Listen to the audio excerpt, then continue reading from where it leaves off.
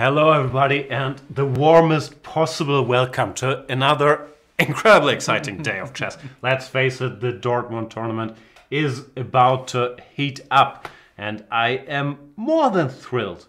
What is more than thrilled? Like super thrilled, pumped to be joined by none other than the Roger Stone of chess, Lawrence Trent. Welcome. Thanks, Jan. Absolutely thrilled. Well, that's an exaggeration. Doesn't sound. I'm very happy to be here. I really am. I don't resent being next to you. Is what I'm trying to say. Yet. But I am looking forward to actually doing something that I believe I'm competent at, which is commentating on chess and not actually playing the game, which, as the last tournament I played, Jan, has proven I am not quite as qualified at doing. But when it comes to be honest with you, I did not follow any of Vachier-Lagrav's Danzu games. I think he's like breaking records, reaching 2760. Yeah. But I followed every single game of yours. Like live and direct. I was in the chat like suggesting moves. Bishop b5 or knight b5. What will Lawrence do? It was very thrilling for us casual chess fans. Which game was that? Against Zara Holt. Oh, that was the only good game I played, right? No. So I've decided to take a step back from playing. Are you retiring? How often per year do you retire from chess? Well, I'm playing the British Championships in 10 days. So the disaster that was the recent closed tournament in Lüneburg was a warm-up for that. And so this is going to be like an additional warm-up, commentate on some real players, learn how to play real openings, maybe look at some real openings and take that with me to the British. Yeah. Maybe you can help me as well. I was thinking. Yeah, I think so too. We did discuss this in Lüneburg, what your daily rate would be for me to sort of... What did I say? I must have asked for something outrageous. I probably covered my bases. 500 was the starting point, at least. But that's hourly, right? Hourly? I wish, buddy. I wish. Anyway, yeah. Someone who would not coach Lawrence for any fee is Vladimir Kramnik. Because he's got other stuff to do. That's also not true. That's probably not true. No, I don't think there's anybody in... Maybe Magnus, but that's about it. Mm-hmm. I think I'd get anybody in the world with the right fee.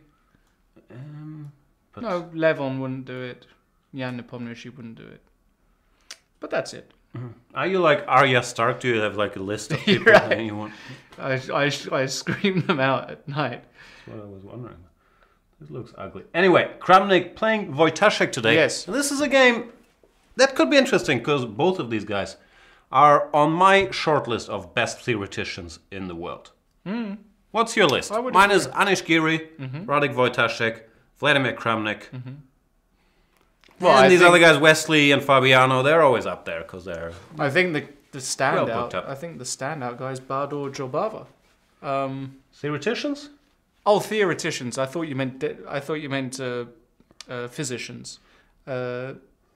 Theoretician. Oh, you're talking about chess. Bador Jobava is a big physician? Yeah, he is a bit of a doctor, actually, isn't he? He's a doctor of creativity. That's what he is. DOC, Doctor of Creativity. Did you know that? This will be a long 5 rounds, ladies and gentlemen. No, but you're right. Kramnik, obviously, Wojtaszek, unbelievably well prepared. All those years with Vichy. Vichy is on there. Vichy, of course, also on that list. Even though Vichy, he's become quite narrow in his repertoire. Or maybe he's always been. He knows everything about everything. But he's kind of predictable. He will play e4 and the Gioco Piano or the Ruy Lopez on rare occasions. With black, he will play his Nimzo Indian Queen's Gambit. I like what Kramnik's been doing, mixing it up, playing e4 That's what I'm saying. Very unpredictable. Fantastic. So... But at this tournament, so far, not going so well for Mr. Kramnik. Well, he went all in round 1, didn't he, basically, against Fedoseev, which backfired, looked like one of my games, to be honest, rather than Vladimir Kramnik's. Mm-hmm. And then in round 2, I didn't really analyse the game deeply, but it seemed as though, he didn't really have huge chances to win with black. So today he's going to try and bounce back against a very solid Radek Wojtaszek, who, is basically... And we've got a fireworks opening here, ladies and gentlemen. Look at this. Kramnik has actually done this before, this move 3e3. Some people call this the Henry Carlson opening. I'm a bit of a specialist on the Henrik Carlsen opening. Okay. Magnus Carlsen played it in the World Championship match against Kayakin. I should probably remember that. It doesn't make a lot of sense, but it does keep all the pieces on the board. And he's saying, Radek, I know you're one of the best theoreticians in the world. I don't want to crush you in a theory discussion on the Rogozin. Let's play e3 and well, it can't be a bad move. It's slightly passive, but it can't be a bad move, can it? No, certainly not. In my recently published video series, I recommended the move c5, but not everybody can be as aggressive as me. And a lot of top players, including Kayakin in the match, like to just play e6 here. Say, you know what, you go e3, I go e6, I can go c5. Show me your cards. Yeah, because now if you go c4, that can lead to a lot of transpositions, Queen's Gambit accepted, it can lead to Slavs, it can lead to all kinds of stuff, right? You know, the thing is, if you go c4, you could probably get this position, which is something people have done as well, right, including Kramnik. But here black has a huge choice. b6, a6, bishop e7 are also considered to be kind of okay. Of course, yeah. So after e3, e6, what they normally want to do is, this move has been played by Kramnik, bishop d3. And then after c5, Kramnik recently played castles against Giri. It was worse out of the opening after c4. Maybe b3 here, right? So b3, bishop b2 is what Magnus played, for example. Also got nothing in that game. Little something. Little something? Yeah. Little something. Okay. But Radek just plays bishop d6. Can't be bad. Is he just trying to copy his opponent's moves? I think so. Because the next two moves are the same as well. Knight bd2, knight bd7. So... yeah, so why didn't Kramnik go e4 here? Curious. It doesn't look all that scary, does it? We probably stop copying your moves and just take... yeah, but isn't this... no, of course, but we're in a French now, aren't we? A French Rubinstein. And isn't this a worse version with the bishop on d6? Isn't it en prise in a lot of lines? Like if I just castle here? But I have an extra tempo, right? In the Rubinstein, your pawn gets to e4 in one move. Here it took two. Yeah, but your bishop is also worse placed. I don't know, I mean... worse than on f8? Then on e7. Yeah, but I have an extra tempo, that's what I'm saying. Normally my bishop would be here in the Rubinstein. Right. Therefore, I think this should be fine. Yeah, okay. It's just a position, right? Yeah, life goes on. Well, he played c4, so... and b6. So, but this is so odd to have the knight on d2 here. It feels so weird. No, but now we're back in sort of normal territory. This is this line I was talking about earlier after c4, e6. If you go e3, b6 actually one of the main moves. Bishop d3, bishop b7, let's say castle. Black goes here, and white decides between knight c3 or knight bd2, but both are full-fledged main lines like this position. b3, this is well known and well established. Yeah. It's not supposed to be very dangerous. I believe I covered it in great detail in my video series, but I can't. You normally do. The problem is I can't remember a thing about it, so check it out. I'm sure I talked about it there. Let's move on, because this, let's face it, it's one of these, let's both get our pieces out and then whoever maneuvers better than the other will be doing Sounds fair enough. Which game are you most interested in? Because I know that you care deeply about all the games. Of Thrones. The games of Thrones? Or the Game of Thrones? Well, Game of Thrones. You said which game am I most... we are going to get into Game of Thrones talk, but it's going to be very limited, I'm afraid, chaps, because firstly, I'm also of the no spoiler alert crew, gang, team. I don't like it when people are tweeting about what happened and blah, blah, blah. And secondly, I haven't actually watched the episode, so I can't spoiler alert anyway. So for all of you who did watch it and stayed up to an insane hour in the morning, congratulations to you. I've not seen it, but I am looking forward to... I'm really looking forward to the Arya Stark story. You know, is she going to kill a bunch of peeps? And but you don't want any spoilers, right? But I don't want any spoilers. Like, I shouldn't tell you that she's going to... Yeah, whatever she's going to do. She's going to have a little cold open, maybe, of the show? Maybe. Who's calling me? No one ever calls me. Then they wait until I'm live on air, and after 2 minutes, boom, phone is ringing. Reasonably important? Do you want to check it? I doubt it. I don't have any friends or Could be your missus, wife, kid, son. You know, it's not just about you nowadays. That is true. Do you want to check it? I'll check it on the break. Okay. If it goes again, you'll probably have to check it. That is true. So let's look at this game, because we've got what we call a... Now you got me all worried. Now I'm going to have to check. Yeah. It wasn't going to. We've got a what's called a strategic battle in the game between the two Russians, Fedoseev and Andreikin. We have a French Vinavar variation. What can you tell us about these two players? Well, I can tell you one is rated 27-26, Fedoseev, one is rated 27-12. Andreikin is known as a bit of a blitz demon, actually. Very, very strong blitz player. Fedoseev I don't know very well. He's kind of come up the ranks in the past few years. I suspect he's only about 21 years old in that region. Yeah, and you can check for me. I don't know exactly how old he is. And obviously very highly rated already. And definitely going to be part of that cluster of new blood for the Russian national team. So the likes of Fedoseev and Nepomniachtchi, and who else is going to be a regular fixture? I'm missing a name. Well, Fedoseev played for them in the World Teams Championship. Yeah. Did very well, scored 6 out of 8, but lost the key game against China. So mixed feelings there. But yeah, when it comes to the Russian national team, there's two national teams, because for the Olympiad, there's still these guys like Kramnik, Kayakin, Grishuk, our boy Peter Svidler. That won't go away anytime soon. But at events like the World Teams, they like giving chances to. Fedoseev was in, now Matlakov, I believe, played. Right, Matlakov is, to sort of the up-and-comers. Right. And Artemyev is mentioned in the chat. I don't think he's on the national team, but certainly also in that conversation. Definitely. They have a lot of good chess players in Russia, like some 2700s you've never heard of. Did you guys know Maxim Matlakov? Or my boy, not my boy, Vityugov, who you never hear anything about, but all these guys are extremely strong players. As for the position, I don't know what's happening. Please explain. Well, this is one of the main lines. In this position in the French, the other move is knight e7. So there are kind of two ways to go. Some guys have experimented with b6 here to play a very quick bishop a6.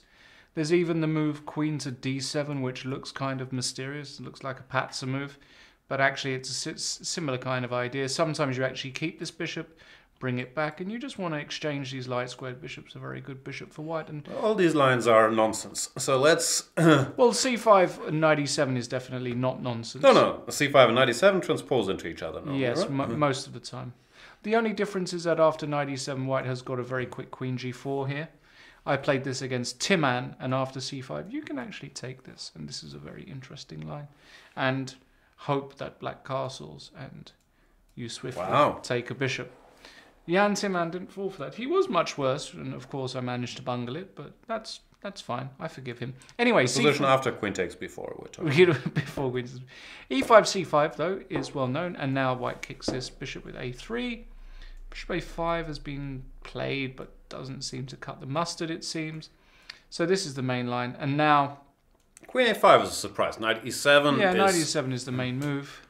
What they typically do, then queen g4 is the sharpest. We've seen Wesley So play king f8 here the other day. Yeah, I don't particularly like king f8, queen c7 is one of the main moves, and it all gets a bit hairy. White wins a bunch of pawns here, black takes on d4, and you've really got to know what you're doing. I think they're just punting the h-pawn really quick nowadays, actually. It seems to be holding up as well. So it's interesting to see Andreikin play queen a5, with the idea, of course, of taking on d4 because of this pin. So white breaks that with bishop d2 and now plays queen a4, which is strategically very interesting because the queen sits very nicely on a4. It keeps an eye on c2, keeps an eye on d4, and asks white, what are you going to do next? Well, he plays rook b1. Rook b1, a bit of a surprise, right? I've seen this position. The main moves, as far as I know, are queen to b1, as goofy as it looks, threatening bishop b5 check. Black goes c4, and then, yeah, you get a slowish type of game. And the other main line is queen to g4, just tackling g7, trying to extract a concession like king of 8 or g6, and sometimes they even go back. Yeah, so rook b1 I'm not that familiar with, threatens a check. My best guess is queen takes a3 is probably not wise, because you might lose that queen somehow. You might lose the queen, but you might just run into something like rook here, maybe you can just... I don't know. It's not easy. Maybe you can go c4 with white. Well, here. this exact position, rook b5 might even be a move. Yeah, but I was just thinking maybe just take... Yeah, you take it, but is this so special for white? The rook's really odd here, right? I mean, maybe... Basically, you're just going to get hit all the time. I think c4 is very standard as well, but very unclear. I'm not sure exactly. Not an expert in this particular position, but c4 is clearly, you know, the move to play. That's what black wants. Close the queen side, slow the game down, then get the pieces out, knight e7, knight c6, maybe b5, a5, bishop d7, survive on the king side, and hope that because if white has to play queen c1, it doesn't feel like this is right at all, I have to say. You defend the a3 pawn. No, I'm saying not this move in particular, but just this whole concept of rook b1. Why would you want your queen on c1 in these lines when it just feels a bit... I don't know. What do I know? Queen c1, knight c6, logical, and now white played knight h3. Yeah, it's very typical to keep the option of going knight f4, knight h5. This is normally the most unpleasant square for black. And f6. And this is the position we have. Very direct action. Yeah. I think Draken is fine here. I feel like the white pieces are just a bit clumsy at the moment, but... I don't know. I like the space. I'm not sure what you're supposed to do if you're supposed to go f4 here. You've got to do something. You can't allow f4. Can I go f4? Well, maybe now I go knight h6 or something. I don't know. Bishop e2. These positions are hard to understand for me, but I feel like these super strong players, they're big fans of this space. Yeah, maybe knight h6 maybe is not very good actually. We'll find out. We'll find out, yeah. What else is there? There is your favorite player. Is that an exaggeration, or is Wang Yue your favorite player? No, he is. That's what I thought. I actually am the president of the Wang Yue fan club. But is it Wang Yue the chess player? Because I'm imagining there's probably lots of Wang Yue. No, it's Wang Yue the chess player. If I Google Wang Yue right now, is the chess player going to be the first hit? I Googled Wang Zhou. Sorry. Wang Zhou. This keyboard is still set to English for whatever reason. Wang Yue. Chess player. He's up there. He's basically... Oh no, a Chinese... Oh my goodness, let's not go there. No, this is... Wang Yue is the CEO of Shanghai KingNet Technology. There you go. He's a billionaire. There you go. Also biathlete. So I'm a... Biathlon, or what do you call the sport? Yeah, but by... I don't think you call it that. Biathlete? I don't know. In German it's biathlon, but I thought in English it was a different word. We definitely weird sport where they ski and shoot at stuff. Right. Anyway, Wang Yue, not so active recently, so a bit of a surprise invite, because in 2017 he's played less chess than me. He's played 7 draws in the Chinese league, that's all his chess. So, yeah, we're not quite sure how they came up with him, but a fantastically solid player, has a big record stemming from like 10 years ago, where he just refused to lose a game in all these super tournaments. He did lose one here against Radek Wojciech in round number 2. And today he's playing... he kind of... That went disastrously for him, didn't it? He kind of went down very quickly somehow. In some position it looked like he was okay, then 5 moves later he was dead. Yeah, he just made one mistake, some bishop g4, and it was over. So what have we got here? Let's go from the beginning, because this is actually your area of expertise. We have a... Yeah. I am reading the chat, just in case you're curious, but in the opening there's normally a lot of stuff to do, so it's hard to answer questions like GM Aryan, how much time Jan has after opening.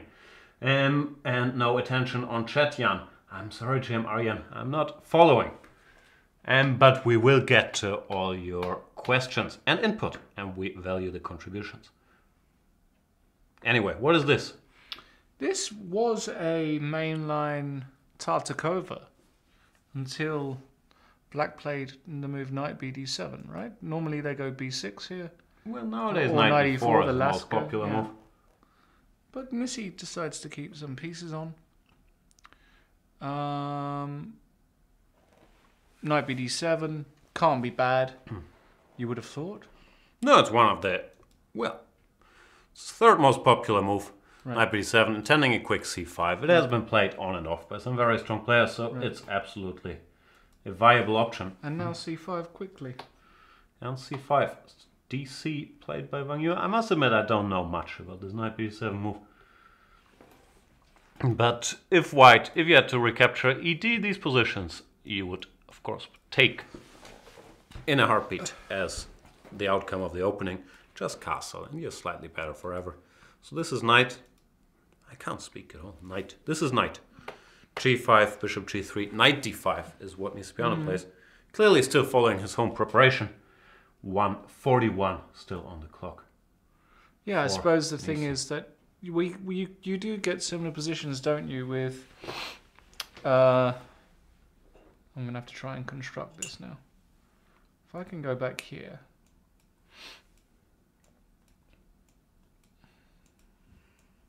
Oh. No, that's the wrong one, yes? Why? Knight b7, a3, c5. A3, c5, like this. CD. CD, ED... No, knight d5. No. You know what I was trying to get, right? Yeah. Yeah.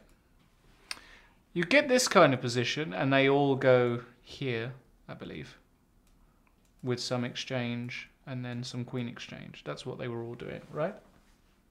Not sure they're all doing that in this position. You don't take on d4, you play queen e7, but yeah, this is a popular line.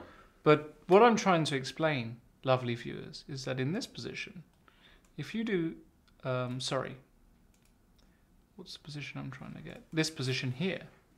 If you do this now, this is actually a much more favourable version for white, because black has inserted g5. That's basically the only point I was trying to make. Yeah, of course it's a long-term weakening. First of all, I think his idea might be to just take with a queen here, because then the weakening doesn't really matter so much, and after takes. Black does have the IQP, which sounds dirty, but it's not. But he also has some active options, like knight to e4 coming very quickly to fight against this guy. Check on b4 would be looming. I'm very much of the opinion of Julian Hodgson, who once said, I have no idea how to play an attack with an IQP, and I have no idea how to defend it when I've got it. I'm very much in that camp. Basically, I'm completely lost with either colour. I had an IQP against Elizabeth Petz, which went wrong at some moment, although I managed to win the game. It's a very difficult art, mastering the IQP. There are books on it, specifically on the IQP. Okay.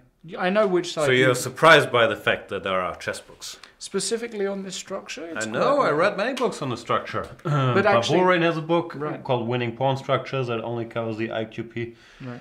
Sokolov also has a book on pawn structures that mainly focuses on this. Yeah, it's complicated. And queen takes d5 played by Nicepiano. Which side do you prefer? I know which side you prefer. Nah, I think in practice, more often than not, I end up having the IQP. You and prefer being an attacker. No, I'm not a big fan of either side either.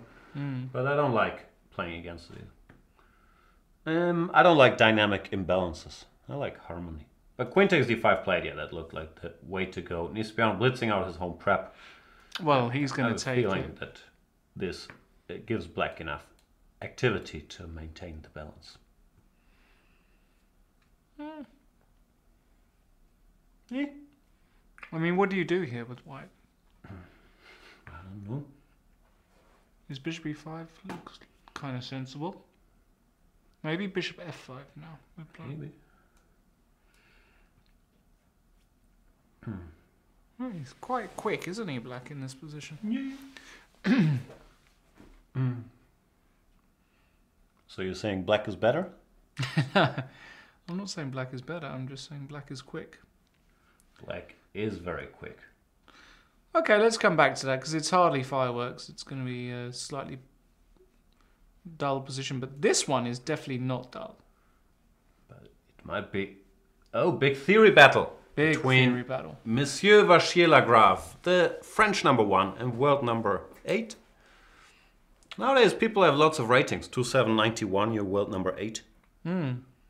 And the German #3, I would guess. He's been winning rating. You know, I keep very close tabs on Bluebomb's rating because I'm 2640. So him being 2642 and winning points is very painful for me to watch. But he's been doing well. So hold on. He's currently above you. Is that what you're saying? Way above me. What are you? Say that again. 2-6-40. And he is what?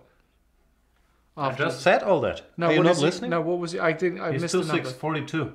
No, I can see that, but after this performance is what I mean. I don't know, but he must have won a lot of points. No, he beat He won Fedosseev, he that's drew 5 points. No, that's more. Nisipiano. Must be up 8 points. Yeah. Boom. 2-6-50. So that means that as things stand, you are not the best German player in the country. No, Nisipiano is number 1. No, I mean real German. I don't know. That is a term we are very uneasy about already. But no, I think in the current Well, rankings, I think we can say 4. that, and I know Nisipiano well, met him many times. He wouldn't mind me calling him not a real German, given that he did change federation just a couple of years ago and has no real German-ness about him, apart from the fact he lives here. Would that be fair? First of all, I'm not sure he lives here. Secondly, I think he has a German parent. So probably everything about your statement is wrong. Are you sure about that? Not 100%, but reasonably. Somebody in the chat will know if he's got a German parent. I'm not convinced. If he does, I take everything back. All right. No, I don't. That's settled. I'm number 4 on the German list, so even with your realness check. I thought you were number 1. Won't get there. No. What happened? Nothing happened. It's a very strong chess nation. It's not England.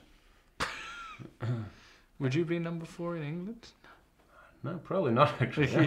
You wouldn't even be number 6 or 7. Wow. Got some strong dudes. But I would probably be number 1 aged younger than 39, right? No, you wouldn't. Oh, not even that? No. Who are these people? You got David Howell. Luke is younger Gawain Jones. Gawain? Luke? No, Luke is... He might be younger by passport, but he's older by being around. He's been around for the last 800 years. He has. Anyway, we got a position here in Vachier-Lagrave. This was another French classical variation where... Yeah, Blue Bomb, all these German kids, they play the French almost exclusively. I find it offensive. Yeah, I do also. Is that because you're German and you don't like French people? No, I don't like the French opening. Okay. What are your views on French people? I like French people, especially MVL and Laurent Fressinet. I had to spend a lot of time with both of them in lovely Norway. Right. And they really grew on me. Like all this talking French at the breakfast table. Merde, c'est ma jouet. Like it was great. I had a good time. And did you learn any chess with them, or did you just have breakfast? Just pushing buttons and breakfast till I come. But I got to them with I had 3 years of French in school, so I can understand bits and pieces, but I'm quite terrible. And the thing about these guys is it really annoys them if you speak to them in shitty French. So I was like breaking them. That's interesting, because when you go to France and you try and speak... I mean, not about French people, but MVL and Laurent, they really got annoyed. But when you go to France and you try and speak English, they hate it. They appreciate it if you try and speak bad French. So they're an exception. But chess players, they speak better English. Of course. And, they're used to stuff. Anyway. A quick A6 and B5. This is a Neidich special, amongst others, isn't it? I don't know. Neidich also started playing the French, it's true. But I feel like these guys, Blue Baum and Svane, they've been playing all these lines forever. I know nothing. Castles, A3. This is all very well known. This looks familiar. King H1, very useful having the king on H1. Can you explain the general strategic ideas for either side here? Well, I know for white, basically, what you want to do in a lot of lines is actually put your horsey here and here, allowing yourself to play C3 if you ever require.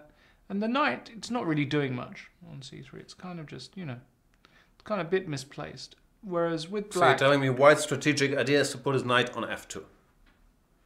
In a lot of lines it is, It's only some slight judgment in my voice. I'm also genuinely curious. I was hoping for some white wants to break on the king side with F5 or something like that. Problem is it just never works. I think, black always just takes here and then E5 is weak. And with black, obviously, trying to blow things open after rook b8 with b4 seems logical. Which is why, actually, after king h1, queen c7, white actually decided to take first. Perhaps fearing... I'm not sure if black is ever threatening c4 followed by b4. Probably is, actually. And Gazbob is informing us that Nispiano has a German mother. That's what I thought. There we go. Then I take everything back. I don't really, but that's fine. No, I do. Queen c7, dc5 is also very normal now that after knight takes c5, white has got a very concrete approach and plays the move b4 and says, I'm not going to let you play b4. I'll play b4 myself. It looks very ugly to play this move, giving away the c4 square for a knight. But it seems as though... So what you're saying is white should play b4 before black gets a chance to play b4. White should play b4 before. That didn't work. Like, it did. You gotta finish the sentence. Ah, yeah. Kind of did. Yeah. Kind of did. Anyway, knight to e4, because if you go passive, then you really don't have that much going for you, right? Windows update? No, let's not do it now. It'd be quite funny if we did a Windows update now. Lasted for a few days. That's happened. Yeah, because if you go knight d7, you get in knight b6 and knight c4, but it is a bit slow. It is very slow. Like maybe bishop d3, and we start thinking about some attacking operations. Yeah. So knight e4. Yeah, this looks kind of... You gotta take it, right? Yeah, you got to take that off. I have a feeling I've seen all this before. Yeah, this wouldn't surprise me at all if this position has been seen. A bunch of exchanges, the bishop b7, and basically, even if you win that pawn on e4, it's no big deal because you've got such play down the c file and d file. Do you though? Like I'll go c3, queen e3, bishop d1, bishop c2, maybe a4. I feel like white could be a bit better. The c3, this construction will really hold everything, no? I'm just going to make that noise. All right. And you decide how I interpret things. I don't know. I take white. I want to go a4. I want to put my queen here. Just rock up. On a good day, if things work out, I can think about this f5 break. Rock up. Rock the hell up. Rock the boat. What are you talking about? He played c3. You're very strong. He's very strong.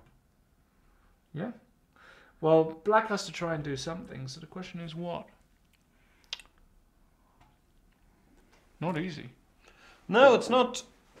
I agree that black shouldn't be much worse or anything, but it could be a deceptively dangerous position because white has ideas. Especially, there's looming a4, and for black it's not so easy. If you go bishop d5, bishop c4, the e4 pawn will probably fall very quickly. And this bishop might look like a big pawn, but... Actually, it just holds everything together. That's what I was going to say. I believe British chess school is bad bishops defend good pawns, right? It is. It is. That's why we quite like bad bishops. Exactly. That's why you guys always... I have a bishop, I put all my pawns on the same color so you can defend it. But yeah, this is a bit of a Hodor character, right? He's like, really... What's the German school of chess? I mean... We all know the British school of chess, very attacking, very coffee house style. Russian school of chess, very classical. What's the German school of chess? The German school of chess is you memorize lots of theory and you're not trying to express your individualism in any way. So you want to play individuality.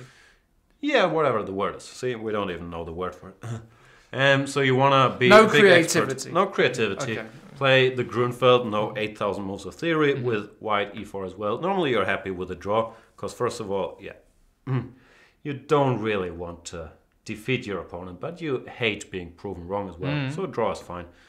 And we don't really have any good foundation when it comes to endgames. Like we will have studied our endgame books, but there's no culture. We don't really like studying it. I'm not sure if that's the German school of chess or just my approach to the game, but... I feel like I think that sounds about right. Yep. So I think the German school of chess doesn't really exist. Right. Still, it's a big place. Many chess players. You have so many chess players here. Yeah. It's insane. What's the obsession with putting doctor in front of chess players' names here in Germany? You don't do that? Someone's a doctor, you don't put it in front I of the think names? we used to. We used to do it a lot more. Well, there are less doctors nowadays. People are just more generally stupid than they used to be. So. Yeah. It takes a lot of time to get that doctor title. Much easier to be a GM. Yes. But I don't know. I thought it was more of an Austrian thing. In Austria, when you play somebody in the Austrian league, it will not only be doctor, often it will be like Betriebswirt or something, or Diplom-Kaufmann. So it will be International Master, Diplom-Kaufmann, something. Yeah. Sounds fair. What happened surprised in me? this game? We Yeah, were he having played this E4 discussion, but Kramnik did the move later after C4 B6. This seems incredible to me, this decision. Point, what's his point? His point is that now bishop B7, he Well, can now grab you the can win bishops. bishop, but after And what after happened... takes, Yes, then you have to go rook B8. then rook B8 is a little awkward. Yeah. But the problem is what Wojciech did, which is bishop B4 check. It's perfectly natural. Perfectly natural. Here, just took it off, no problem. And played bishop B7. I actually prefer black. Black is perfectly fine. No, I'm also surprised. This looks like completely nothing for white. Because the problem is after knight takes f6, you actually have to deal with the move queen takes f6. This is the issue. Why not knight f6? You can go knight f6. And then knight e5. Yeah, well, no, then queen takes d4. I'd fail to analyze because there's no bishop b5 check. Knight takes f7. This could also backfire a castle, bishop h7. Yes. Rook f8. Yeah, this could go badly for both. Could be dangerous for white, no? Yeah. In case you're wondering, yeah, so well, far we're unplugged. we might change that policy, but apologies for blundering all the pieces. No, but anyway. But yeah, I mean, queen takes f6 as well is kind of a legitimate move, which is why but if you have to go bishop e2, this has been nothing short of a disaster. I actually prefer black c5 in some lines. I don't know if here, but yeah, you could even castle I think that's long. strong. I agree that black's fine, but I don't think he's better. I think black is better here. All right. Queen e3 has been played. Yeah, this is definitely not what you want. I mean... Something's gone wrong. Something's gone wrong. I think he's just... Yeah. Do he miss bishop b4 check? I mean, I can't believe he's missed bishop b4 check. It's the most obvious move in the world. But what's his point? Well, this is what I'm trying to say. He has no point. There is no point. Points don't exist. What are we talking about? I'm reading the chat. Dutch defender is saying commentary the day afterwards would be like eating cold veg. What's he talking about? I don't know. VEG, I should clarify. Germans are very formal, that is true. I'm very formal. There's a question if Peter will join the show via Skype. That will happen. I'm not sure if today, but I've been in touch with him. He's gonna be chiming in. Lovely. But you never know when. Nice to hear. Busy man. He is. The Svidster, he will chime in. And Karg is saying it's not surprising that Radek equalizes a big theoretician.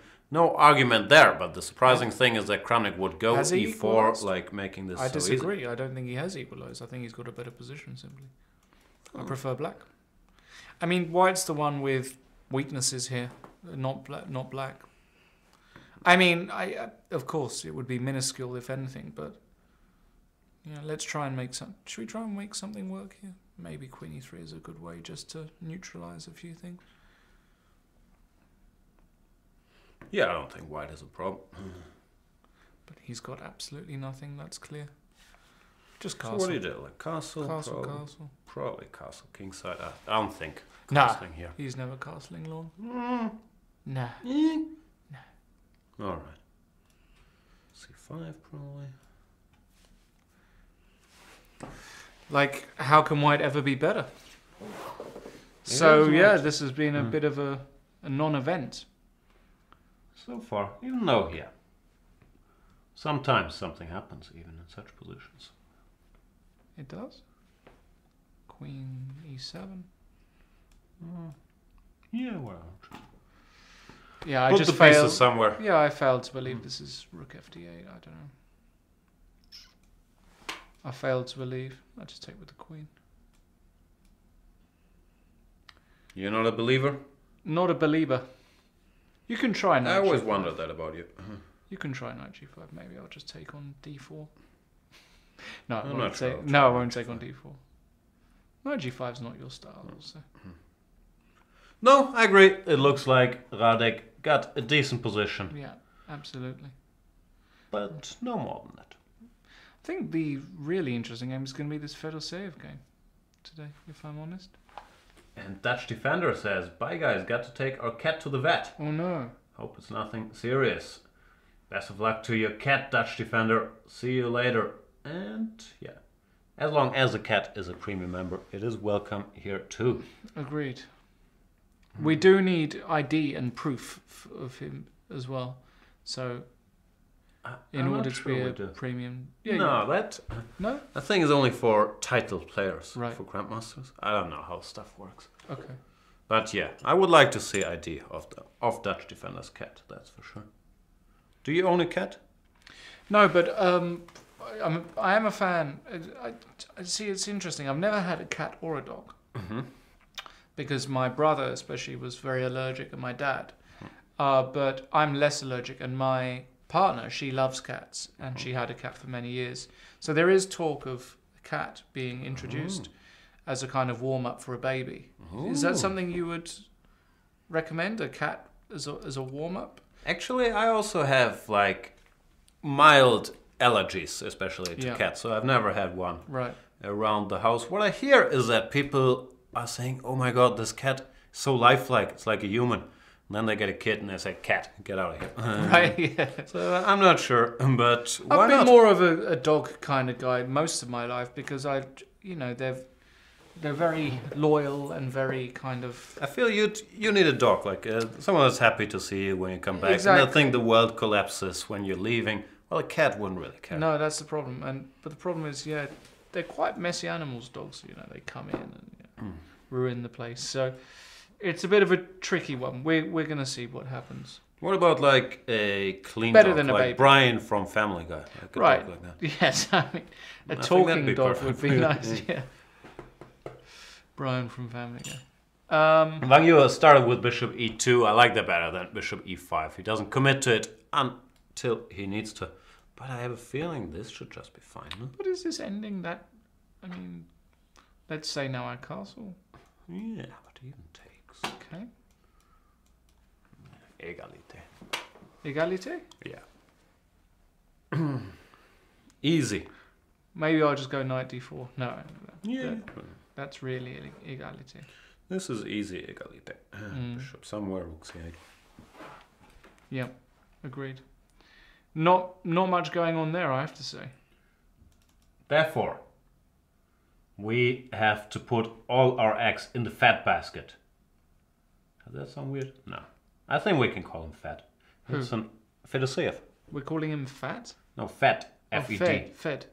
Well fat. Well fed. Not fat, but fat, like he works he's for definitely not fat. the police. Like a fed. Right, okay. F-E-D. F-E-D. Not like Roger Federer, who, by the way, congratulations. 8 times Wimbledon champion. The first time anybody has got 8 Wimbledon titles. I don't follow baseball. And 19 Grand Slams, I believe. Wow. Pretty Age 36. Yeah. So, pretty impressive stuff, has to be said. Pretty impressive. Does it inspire you? Like you're not a spring chicken anymore. You're like Certainly on the wrong side of 30. I'm on the right side. Are you 30? I don't know how old. You're the wrong side of 30. I'm like on the wrong side of 50. So. It does it inspire me? Not particularly, no. No. I just expect it from him. Well done. The Fat? Do they also call him the Fat? I don't believe they do. So Fedoseev can have that nickname. He it's can not have like it. We'll taken give by it to no. Federer. Federer? Federer. Yeah. So he's played f4 as expected. Well, yeah. What else are you gonna do? I don't know, like ef6. And B6. after f4, no, f4 he locked F4, it. F5. I like this trick. I used to do this in the old days. I would want to close the position, but I thought if I go in one move, they will take en passant. Right. So you go f6 and then, you can't take en passant anymore. Right. Now I'll go f5. But of course, that's not Andrekin's logic. He says, before closing the position, please go f4. So there's no knight f4. Right. No more action on this diagonal. Also makes sense to a certain extent. Bishop e2 and b6. But White has got a very quick g4 idea. But I suppose he can just snap that off. Currently you take it at knight h6 and you're partying. But it will be the discussion in the future. Like, can white prepare this advantageously? I don't know, knife 2, h3, g4, and will it do any damage? Or will Andrejkin just say, congratulations, I'll be sitting here covering f5 8,000 times. Good luck breaking through. Very difficult, isn't it, to break through here with white?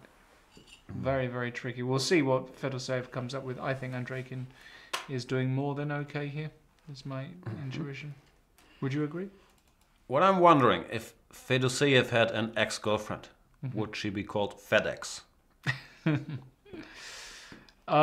Depends if he sent her away or not. That's what I'm saying. Yeah. I don't understand this position. I'd be very uncomfortable with either side. I would guess that only white can be better, because black doesn't seem to have any active plans. Like, black will never get g5 in. Well, white at least can prepare this, but it will probably be hard to break through.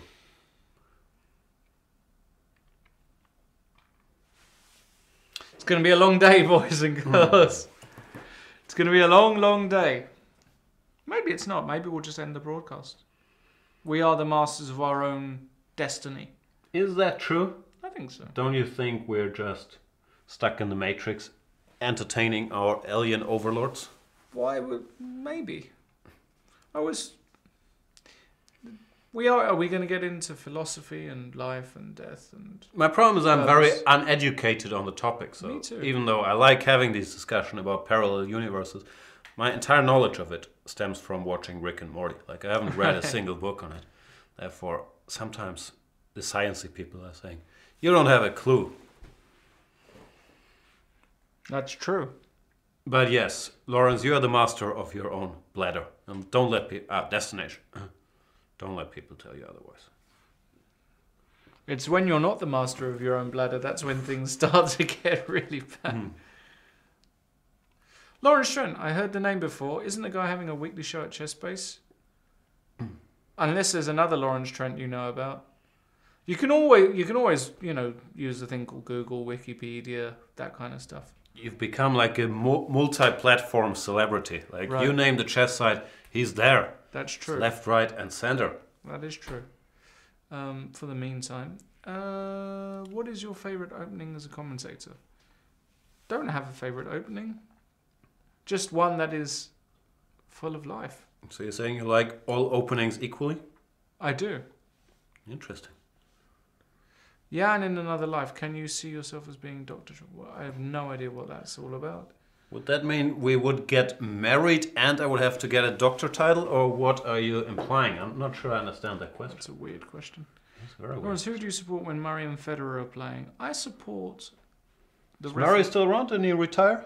He's world number one. Oh, see, I'm not very up to date. Murray is world number one. But he's not considered one of the great ones, right? Sir Andrew Murray. He got given the like Elton John? title. Right. Wow. He got given the highest title in the land. Congratulations, Andy Murray, if you're watching. Sir Andy Murray. That's Sir Andy Murray. You can't just call him Andy Didn't you Murray. just complain about the German obsession to put doctor in front of everything? Yeah, but Sir is a big you thing. People, Sir? Yeah. So you have all these titles, right? You have OBE. OBE, MBE. MBE. Boris Johnson. No, that's not a title, I guess.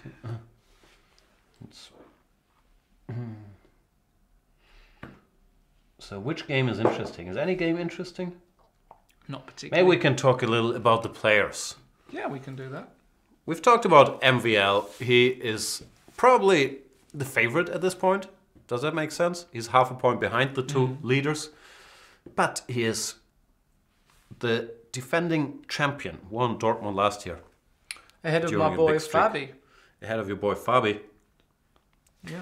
This year, starting with last year's London, really, things didn't go that well for MVL. He was on the verge of establishing himself at 2,800 plus. That didn't really work. But it looked like he had a bit of a comeback. He did very well in Paris and Leuven and the rapid stuff. Tremendous blitz and rapid player. Used to be one of the best prepared guys in the business, I think. That's not an exaggeration. Especially with the white pieces, very dangerous. Has a very narrow opening repertoire, though. Like, most of the other guys can play anything. MVL, you'll get a Najdorf, you'll get a Grunfeld, you'll get one E4. He doesn't really stray away that much from it. Yeah, but it just goes to show if you know your stuff, you don't need to stray away. You can still be 2800. So yeah, but also it makes it harder to come up with fresh ideas constantly because you are trapped into your repertoire. So MVL has to put in the work to keep surprising folks. That's true. Bluebaum, I don't know much about, I have to say, Matthias. I'm familiar with him. A friendly guy, chess-playing family. Sisters play chess. That's right. Father plays chess. They live in, I think, Lemgo, not so far from Hamburg. Oh, okay. Yeah. So can he be classed as a hamburger? No. Or is he more of a kind of cheeseburger kind of? Those jokes don't work so well with people from Hamburg, but I had a he's KFC not an urbanite fillet burger the other day. A Zingers. Wow. Yeah, I'm really, moving up. Is it an urban legend that they can't call it Kentucky Fried Chicken anymore because there's no chicken in the thing? Well, there was this picture, wasn't there, recently of a guy who had a chicken wing, and they found it was actually a brain. Okay. Have you seen this? Well, they should charge you extra for chicken brain, right? Well, I mean, I think he sued them or it went viral. Why? Why would you sue them? Because when you order a chicken wing, you expect a chicken. You don't want brain in there? Pretty gross. I suggest you have a look, I don't know, sounds good to me. I'm motivated to use that. So, Shane, no. There is this big argument, is there actually any chicken in KFC? But whatever it was tasty. And ignorance is a beautiful thing. If Gustafsson played Bluebaum, 100 games match prediction, 90 draws, 10 wins either way. We're both very German, German theoreticians playing each other. But he's, of course, he's much more active and on the rise. Well, how old is he?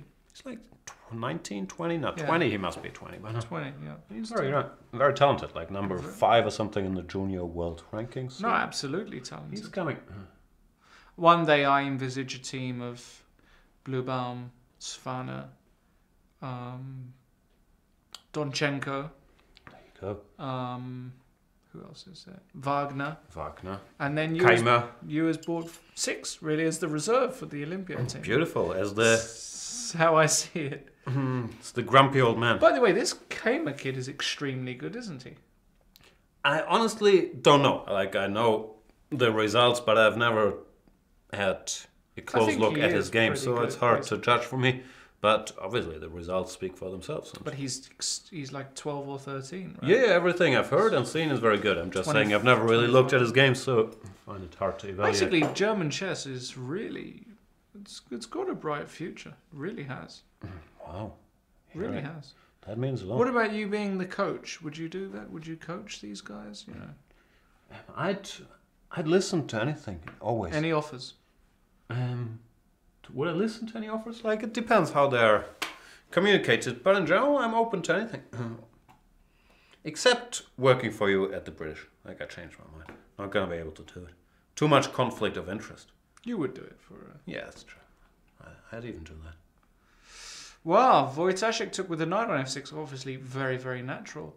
But now the question is, can Vladdy go a bit cray-cray with knight e5 and sack this guy on g2? You're not forced to take it, but for argument's sake. Let's do it. Put him back on b6. Let's just stop here for a second. Like this... Nah, it doesn't quite work. It kind of does. No, Queen h6. Queen h6 is mate, is it? Looks fairly dangerous. Is it mate? Yep. Jaque mate. Yeah. g6 you take a bunch of times. Probably not that way though, right? Why not? Well, because after fg, knight g6, king f7 is the only way you're not mating me. I might still mate you. Nah, king e8. Not mating you? Probably not. That'd be very sad. Yeah, you have a point then. But just take with the knight. Yeah, that's better. Even this isn't mate, right? How do you escape your FG? Fate this time? King h8. Yeah, but you'll get mated. Queen e7. Here you shall get mated.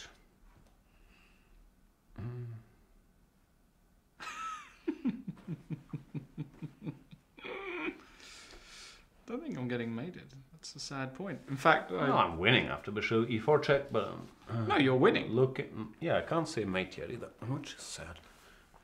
But you know, this is besides the point. What is the point? What is the point? What is the point of anything? That's true. So no, I thought instead of Queen H6, Jan, if we can go back. Well, this was winning. Yes, this is winning. Well, you want to go Rook G7 because you're a hacker. I want to be a Neanderthal. This or no, Queen G5? Oh no, but there's what no. Are we at? Yeah, I mean actually, castles is not so bad. But why sacrifice a rook instead of getting a winning position? But it might just be mate. Like, if I castle, what's your move? Queen H6. No, but this is mate. No. Is it? Am I? Knight D7. Oh.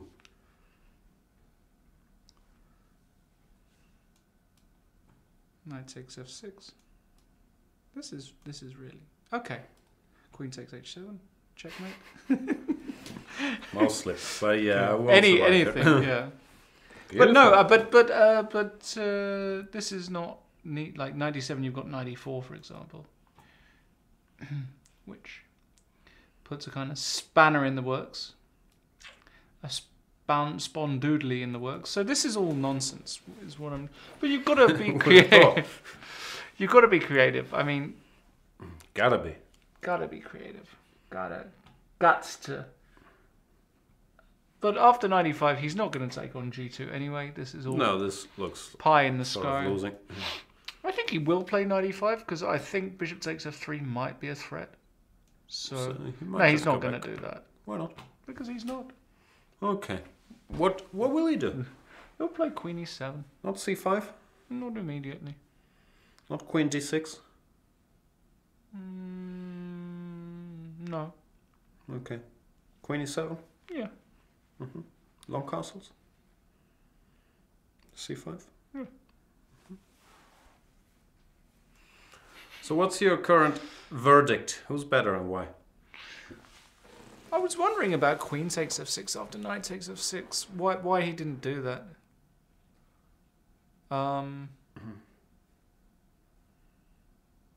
Maybe 95 anyway. I don't know.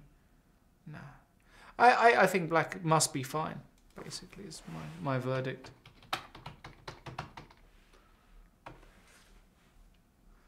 Oh dear. What's this? Uncanny. Me and him? Yeah. I wish. I wish I looked like Russ Hanneman. We're gonna get a picture up, guys. I've been watching this show called Silicon Valley, which is a very good show. I've learned a lot about business, the internet business, I feel like, from this comedy show that I'm watching. And there is this character that looks just like you. Russ Hanneman. I wish. Guys, he's got more hair and uncanny. he's better looking. No. First of all, this might not be his real hair. Well, if it isn't, by the way, I'm getting a hair transplant. Did I tell Wow. you? Yeah. I'm not surprised. I'm saving up. Beautiful. What do you think? Everybody's getting them nowadays. I think you should do it. Would you do it if you had the funds? I'm going bald at the temples, so I'll be saving there with you soon. I'll recommend the guy to you who I use. Yeah, the hair guy? Yeah, his first name has to be Ahmed. I'm not doing it with anybody else. Why's that?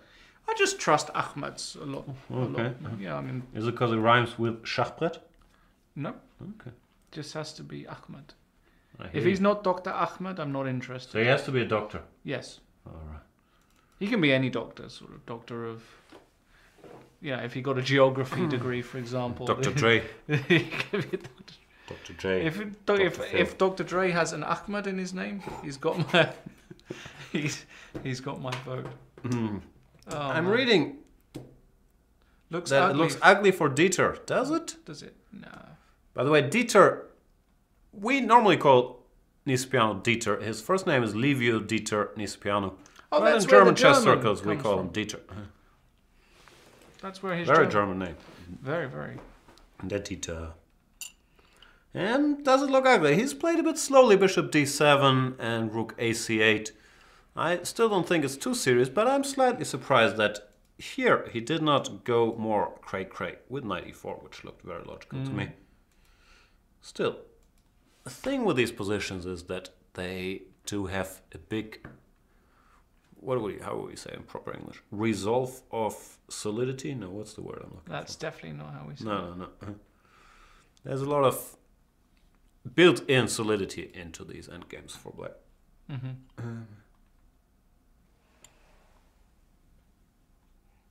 Yes. But yeah, I'm a little surprised. I don't think it's too ugly, but it's not what I would have expected either, because now white can go rook fd1, put something on d4. I mean, white's playing for 2 results here, right? So it's kind of a pleasant situation for Wang Yue, who But which 2 results? Only ever plays for 2 results. Yeah, with black he normally plays for draw or loss. 1 result. No. Yeah, he plays for 1, but there's 2 in play. That's true. So yeah, this is a bit curious. We'll see how Liviu? Is it Liviu? Yeah, as I said, I call him Dieter, but yeah, we'll call him Dieter. Decides to play here, but it's not easy. So let's go to the MBL game, and then I think we'll take a break. Do you think so? I believe so. Wow, g4? Wow, he's just saying, you know what? I'm gonna go f5, f6, and checkmate you. I like blue bomb setup, by the way, because we weren't sure what to do. He just went bishop d5, queen c6. Right. Overprotecting the e4 pawn.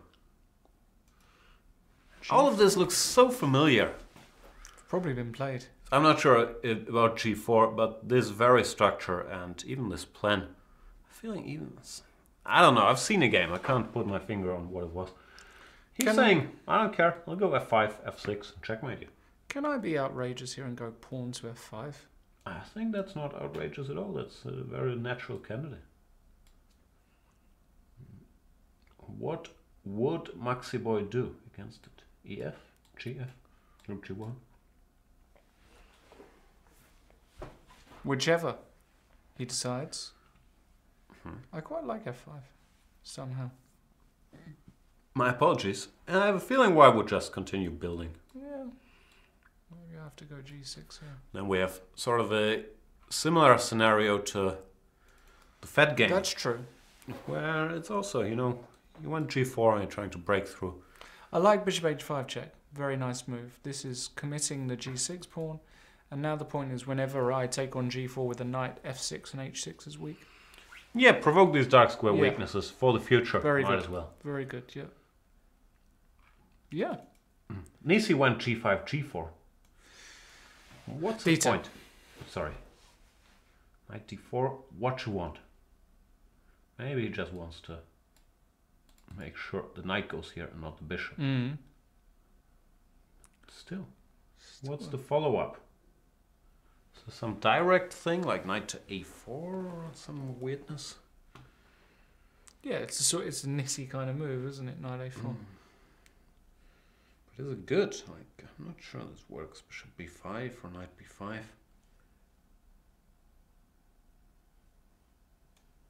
I'm actually going to go for a Wang Yue win today. You think? Yeah. Something is a bit loosey-goosey about Dieter's position, which I'm not.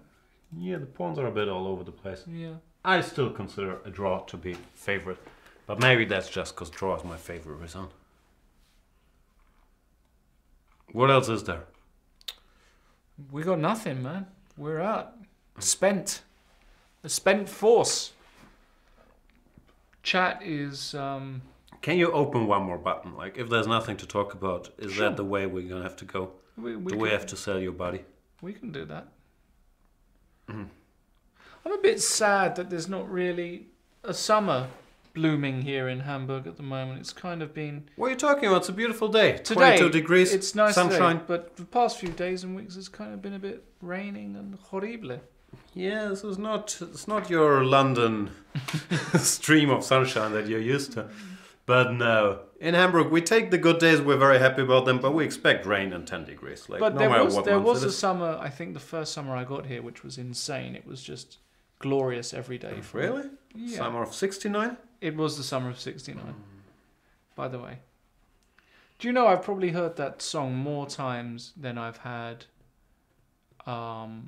baths, like genuine, like sitting in the bath with hot water. I don't think I've had more than 30 baths in my life. Wow. I own a bathtub, but I never use it. Right.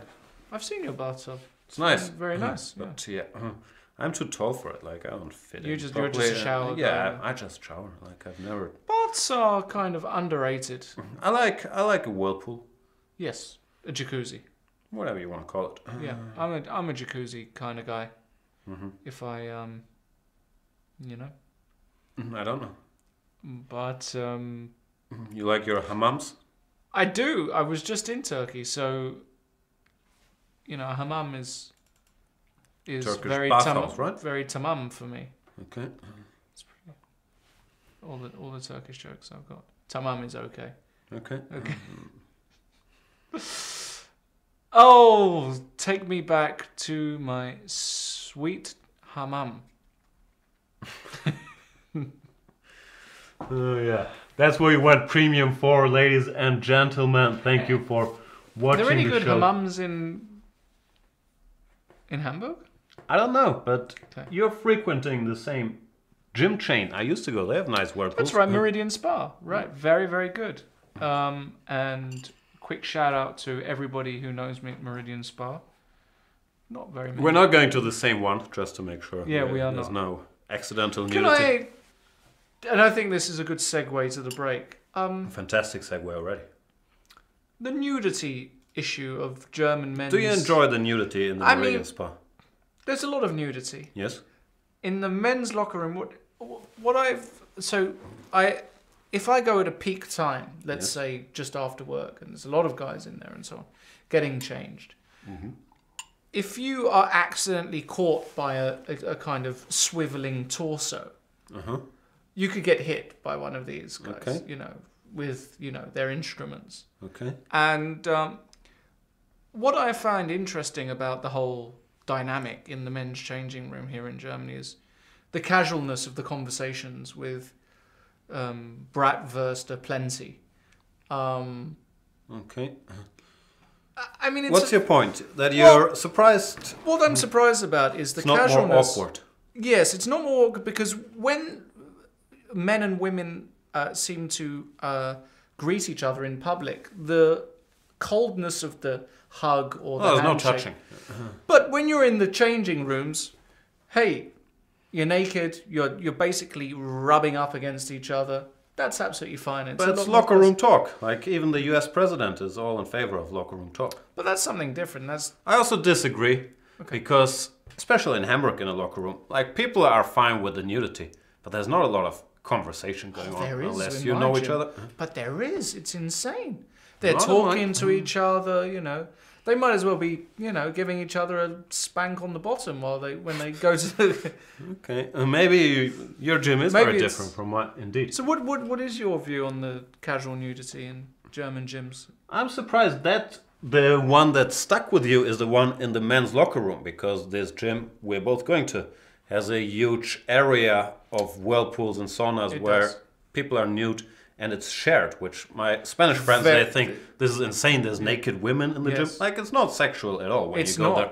But it seems to be crazy to people outside of Germany. Like, It's insane, actually. And what's insane about it is the contrast between that setting and general social settings where even hugs are sometimes quite awkward.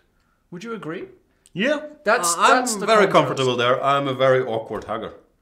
Do you get naked a lot in the Meridian Spa? All the time, every time I go there. I get naked, I go to the sauna, to the pool. You're cool with that? Yeah, absolutely.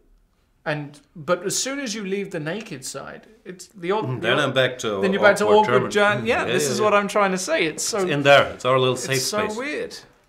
F5 played by Blue Bomb. Hey, I guessed a move. I would like to congratulate you. I think you have to play that move with Blue Bomb because otherwise White's going F5 and that's pretty dangerous. So Michael Garner is saying, this is why I went premium, so I can listen to GMs, one GM and one IM. Let's not go too crazy here. Let's go. Talk about naked spanking people. This is true. Fair enough. And this is only day all one. the spanking and chatter, this is only in your... This is only day one. That's true. We'll get deeper Wait till into we that get topic. to round 7. My goodness. So let's do a brief sum up. We've got a whirlpool to go to. There's not one near here. Nearest one is probably the one I go to in Michael. You go to at wherever it's called, next to the harbour, yeah? Like they call it city, but it's not really city. Michael. Next to this medicine hotel. Right. Yeah. I've been to that one, yeah. And I think that's the closest to here. When are you going to go? Just let me know when you go. No, I'm not a member there. I've been there when I was staying at this hotel. I'm just trying, going to the one before in we do the wrap-up, I should say. if me and you were to participate in the locker room scenario, I'm not sure how I would. I wouldn't be comfortable naked in the gym with you. Like you In the don't. what? No. You. I'm not sure where this is going. But No, it's just a question. Like you're happy just think to about it. be naked in your gym, and then if it was me and you, it would be a bit awkward. But do you know what would be really awkward? Tell me. You, and Vladimir Epishin. I don't think he's a member of that. No, but were he to be naked in the gym with us, that wouldn't bother me. It would bother me. Okay. For all of you who don't know Vladimir Epishin, look him up. He used to be a strong Grandmaster. Still is. Wow. Is he? All right. So I think Peter Svidler is a little better, but it's going to be very hard to break down the Andrakin defense, because the only break you really have is this G4 and H4, H5 business, which will be very hard to leave a dent. So I'm expecting this to end peacefully, but there will be a lot of play. Nisi is playing it fast and loose with the pawn moves, G4, F6. Yep. This better work move by move wise, else he can be seriously worse now that he's compromised the structure. Not so sure what he's up to. Wojtaszek is contemplating suicide by going bishop G2. Of course he won't do it. He will probably play queen E7 or queen D6. Roughly equal, but Kramnik now has some even aggressive potential here. Yeah, I'm not with sure long about castles. knight takes f6 allowing knight e5. Basically, I thought queen takes f6 was fairly decent, but okay. Can't be too bad. MVL versus Blue Bomb after G4, F5. It's a bit similar to the Fedoseev situation, but stakes are even higher here, because if white does break through, it will probably be checkmate. Well, if he doesn't, it won't be. I'm not sure what his next move should be. EF is probably not it, because after bishop F6, it feels like giving up this rock is too much of a concession. Right? Yeah, GF6 is also possible. I also would not rush with GF. Black probably goes EF. When Yeah, this I is guess very it's difficult to, very difficult.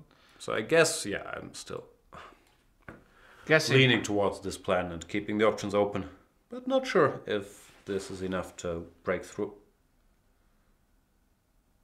Yardbird!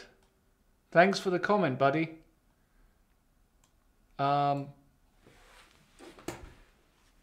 Any sort of further comments you can send to Jan's email directly. We'll do a nice little compilation for the users. Are we going on break? What's happening? I don't know. We can do. Let's go on break.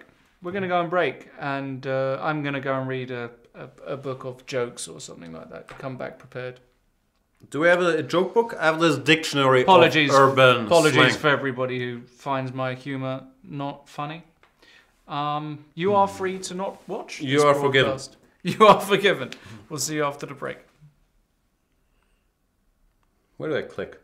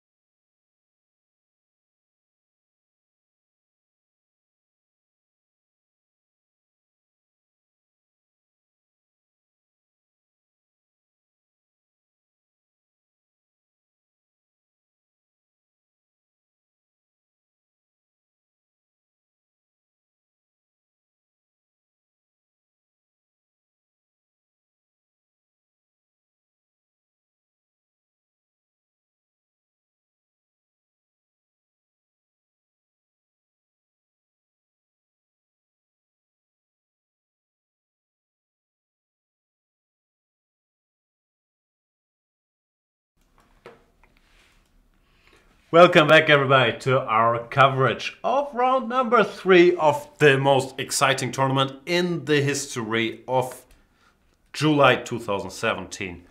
Second half of July 2017.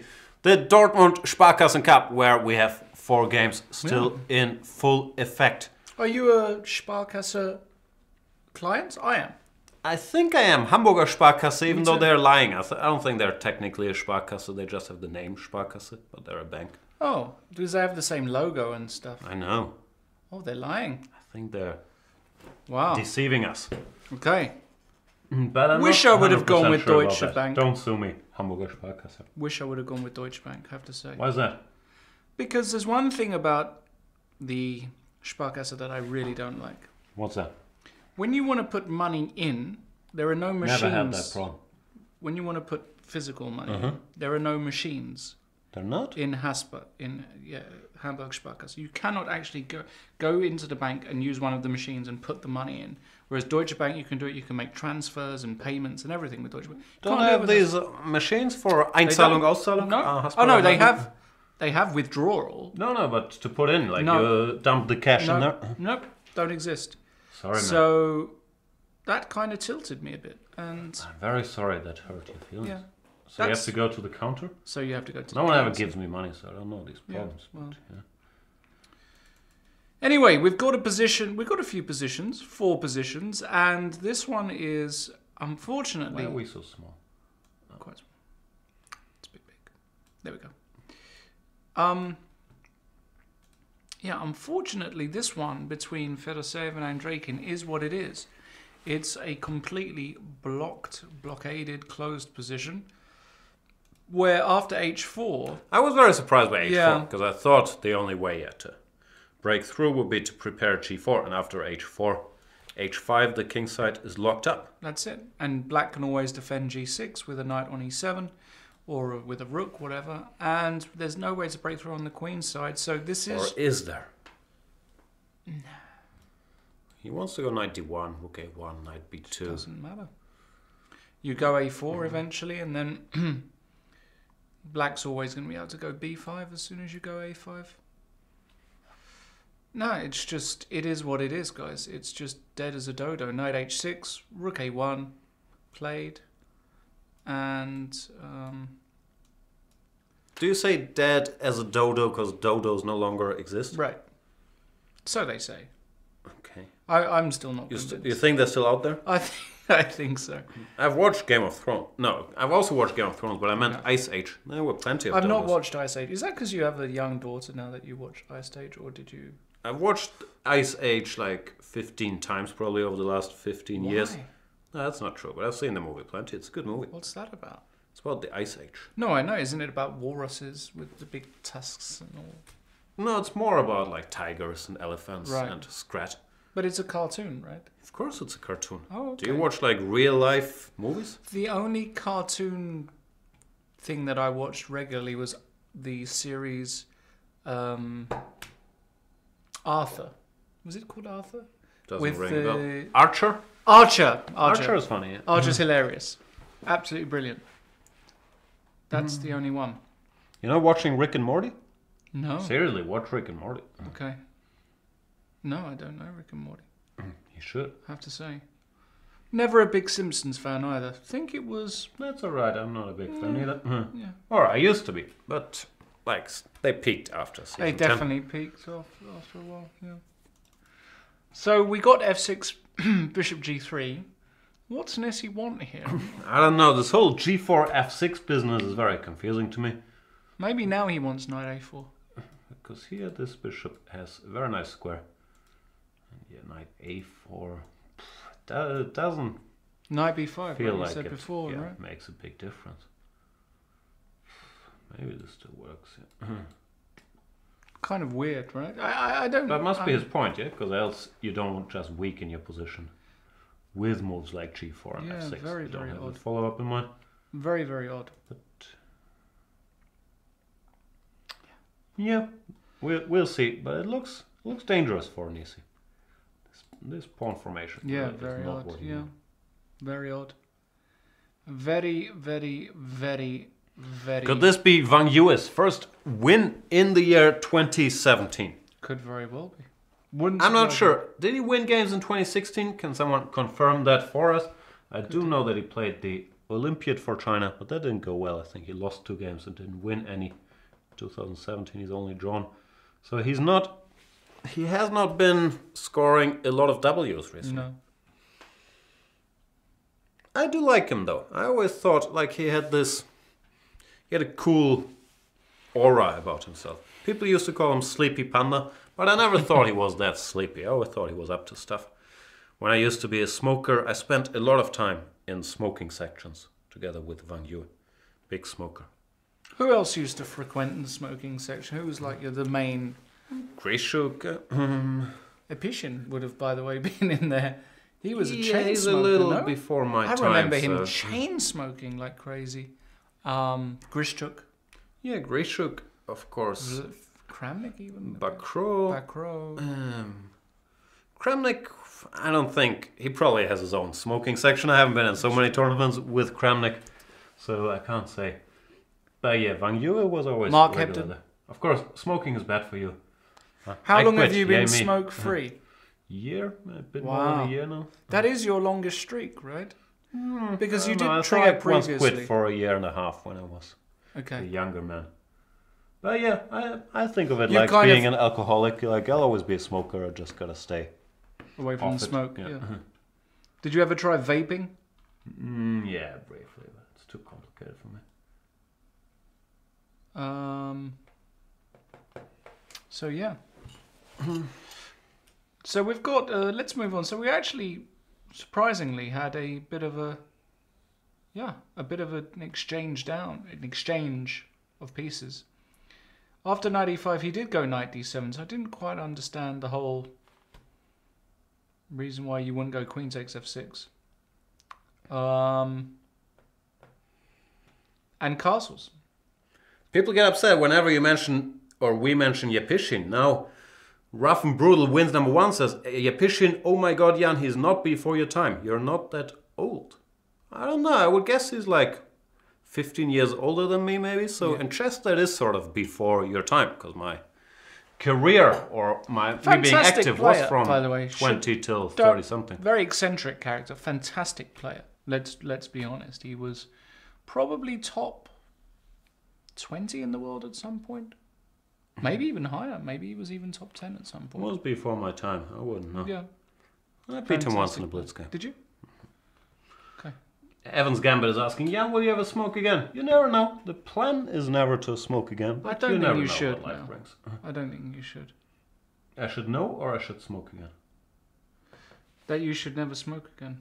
Okay. I think that was the wisest decision you've made in a long time. I made a lot of smart decisions. I think so. That day I decided to get... I don't know, I can't think of one other smart decision. I must have done something smart at some point. Wow. The action is here, folks. He did take on f6. He took on f6. So... After I said, he shouldn't do that, because then this dude becomes undermined. Bishop c5, rook f7. So he's thinking the bishop can hang here. But actually, now the bishop is on a really weird diagonal on c5. It's kind of not really doing much compared to when it was on d4. And black can always challenge it. And now the bishop on d5 looks very good. Kind of same principle as the bishop on d4 earlier. Yeah. Bad bishops defend good pawns. I kind of like black here. Is that slightly odd? Yeah, that's slightly odd. Why? Because black is not better. No, that I can understand, but I'm feeling like... I don't think it's worse either. I didn't expect the f6. I thought that was a bit rash, but... What do we know? We are mere mortals compared to these guys. Are we? Like, I'm 2 points lower rated than Blue Bomb. That feels a bit strong. You're hurting my feelings. Not the only person, it seems. Which game would you like to see? Kramnik? Yeah, let's go to Kramnik. Well, so we had a massive Have you interacted with Kramnik? I have many times, yeah. Are you on good terms with Very Vladdy? good terms. Very, very good terms. Do you sometimes share a joke? Share a little laugh? Yeah. What are you guys joking I about? once made Vichy cry over breakfast via a joke. Wow. That was at the Sinkfield Cup last year. I can't remember the joke, but Vichy will... I'm sure... next time I see Vichy, I'll ask him what that joke was. But that was funny. So get on well with Vladdy, Vichy, anybody that ends in E. Maggie, Fabi, Maxime, Maxi. Is that an E technically? Yeah. Fabi, You can make an E out of most of these guys' names. Okay. So it was an I. Yeah, an I and E. Yeah, that's the E sound, I think. Gotcha. Right. Gotcha. So this position here is obviously Radoslav. Raddy. Raddy. Yeah, he was on our podcast recently, Full English Breakfast. Check Raddy? it out. thefeb.com. Support the show. If you don't know about it, it's a podcast that I produce. Well, I don't produce it. I participate in it with Grandmaster Simon Williams. We have a weekly show. Beautiful. Anything else you want to plug? We plugged your chess-based show, your podcast thing. What else is there? To be fair, I didn't plug. That's true. The podcast, though, I think deserves a plug because it's a cool little podcast. Should I start listening to it? Well, full disclosure, I don't listen to any chess podcasts. That's true. But you were on the... I want to shout out to the Perpetual Chess podcast, which you were on. I think that's a great podcast. That's my boy, Ben Johnson. Ben and I go way back. Like you go back 90s. to the 90s. To the days you were hustling in the Marshall Chess Club. And Absolutely. But see, even people I like, I don't listen to their podcasts. That's fair enough. Hi, Ben. I'm joking. The thing is just... there's so much chess in my life doing this stuff that when I'm on the subway riding home, I'm much more interested in basketball talk than chess talk. Like it's... I feel like professionally I probably should listen to your and Ben's and everybody's podcast, but it's so hard to get more chess talk out. That's true. What about this position? This looks relatively sane and not very much going on. White would like to launch some kind of attack, but he's just lacking pieces. H4 looks like a very sensible idea to start, but not enough. Just not enough attack material. Firepower, basically. Not much. He played F3, which boom. Yeah, he played F3. Yeah, he played F3. But it feels like it's time to make sure you're not worse and like. Queen E7. I like this move. Just boom. Okay, King B1. No, this. Really? This. It's weak pawn. Attack it. Maybe. Black structure is more desirable, that's for sure. So pawns never go back. That's why if you combine C4 and E4, D4 can sometimes hanging pawns, right? I don't know if they're technically they're not hanging. Right? No, are they? This dude around. That's true. Would have to get were the pawn on B2 not there? They would be hanging pawns. Yeah. Then they'd be hanging. And the German for hanging pawns is hanging the bow on. There we go. I'm surprisingly good at speaking German. Your German is excellent, I have to say. Some people say it's better than my English.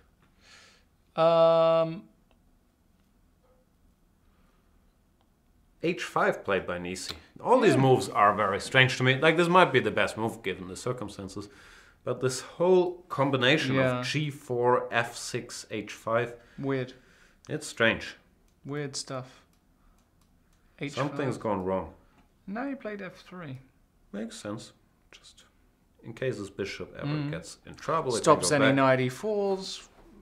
You know, thinking about taking on G4. Yeah, one day could take. Yeah, definitely. F5. Definitely. No, I don't like black's position. Probably you have to go F5 here with black.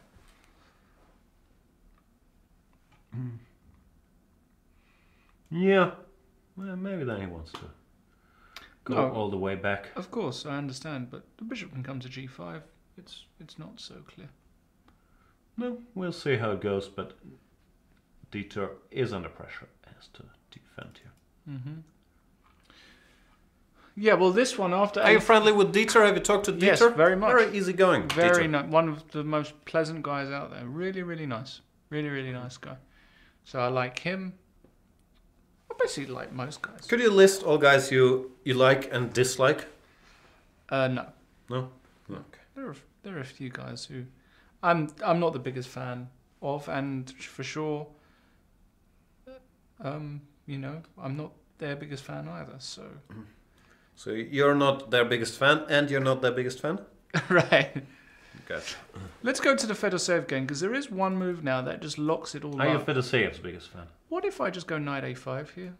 That's the obvious move, no? And then that is it, guys. There's just nothing to be done.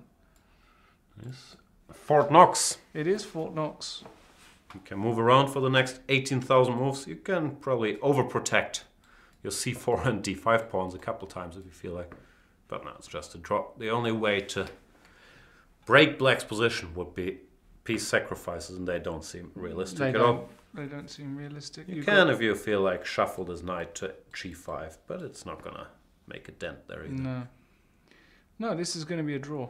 That one I would be willing to bet severe amounts of money on. And honestly, h4 really was a draw offer. Yeah, it really was. If you want to continue the fight, you have to try to get g4 in. I'm not sure about the chances of success, because breaking this will still be very hard.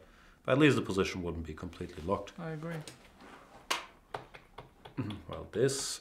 Andrejkin probably said, you know what? I'm cool having a rest day. Take a stroll through Dortmund city center. Beautiful place. That's what I said the other day. Very underrated city, Dortmund. I like it. I was being a bit sarcastic. I wasn't. I like it. Okay. Not my favourite city in Germany. No? What's your favourite city in Germany?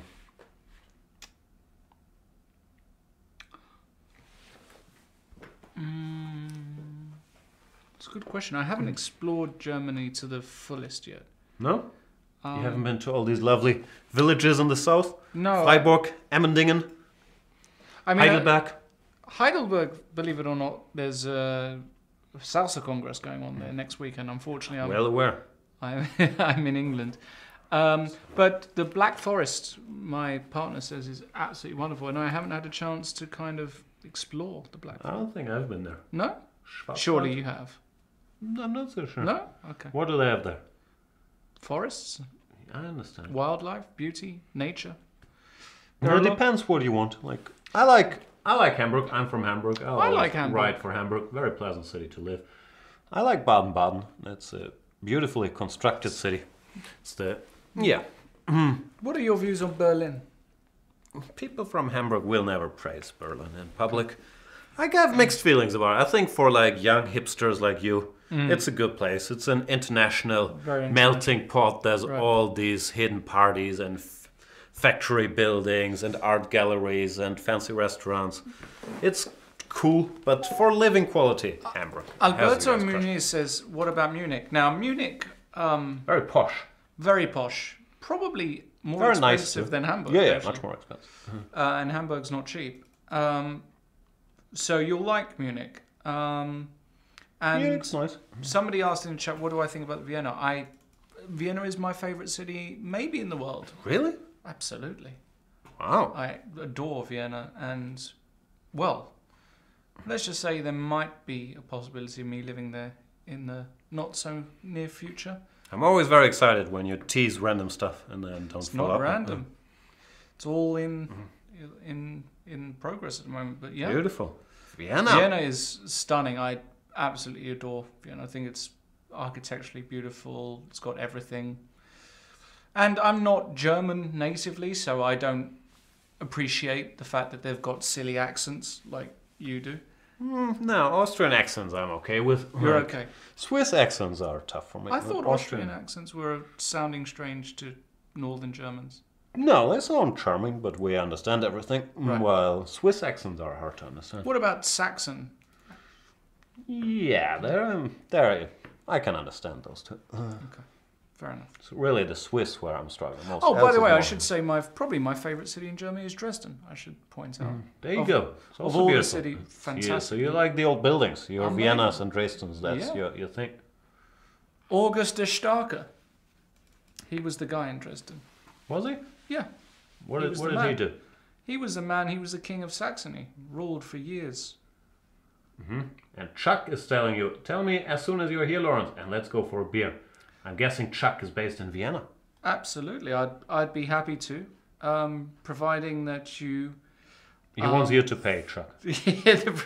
Providing that not only you pay, that you provide, and I'm serious, and the couch. Evidence that you're not a maniac, lunatic, murderer kind of type. How would you provide that evidence? Just as some kind of, like a brief CV. A brief CV and a report from your nearest psychiatrist would be more than sufficient. Then I'll take you up on your drinks offer, because I've had the odd drinks offer before and didn't turn out pleasantly. Had to kill a guy once. Really? Yeah. Did you run into many murderers? Yeah, I did. Well, I was the murderer on that occasion, but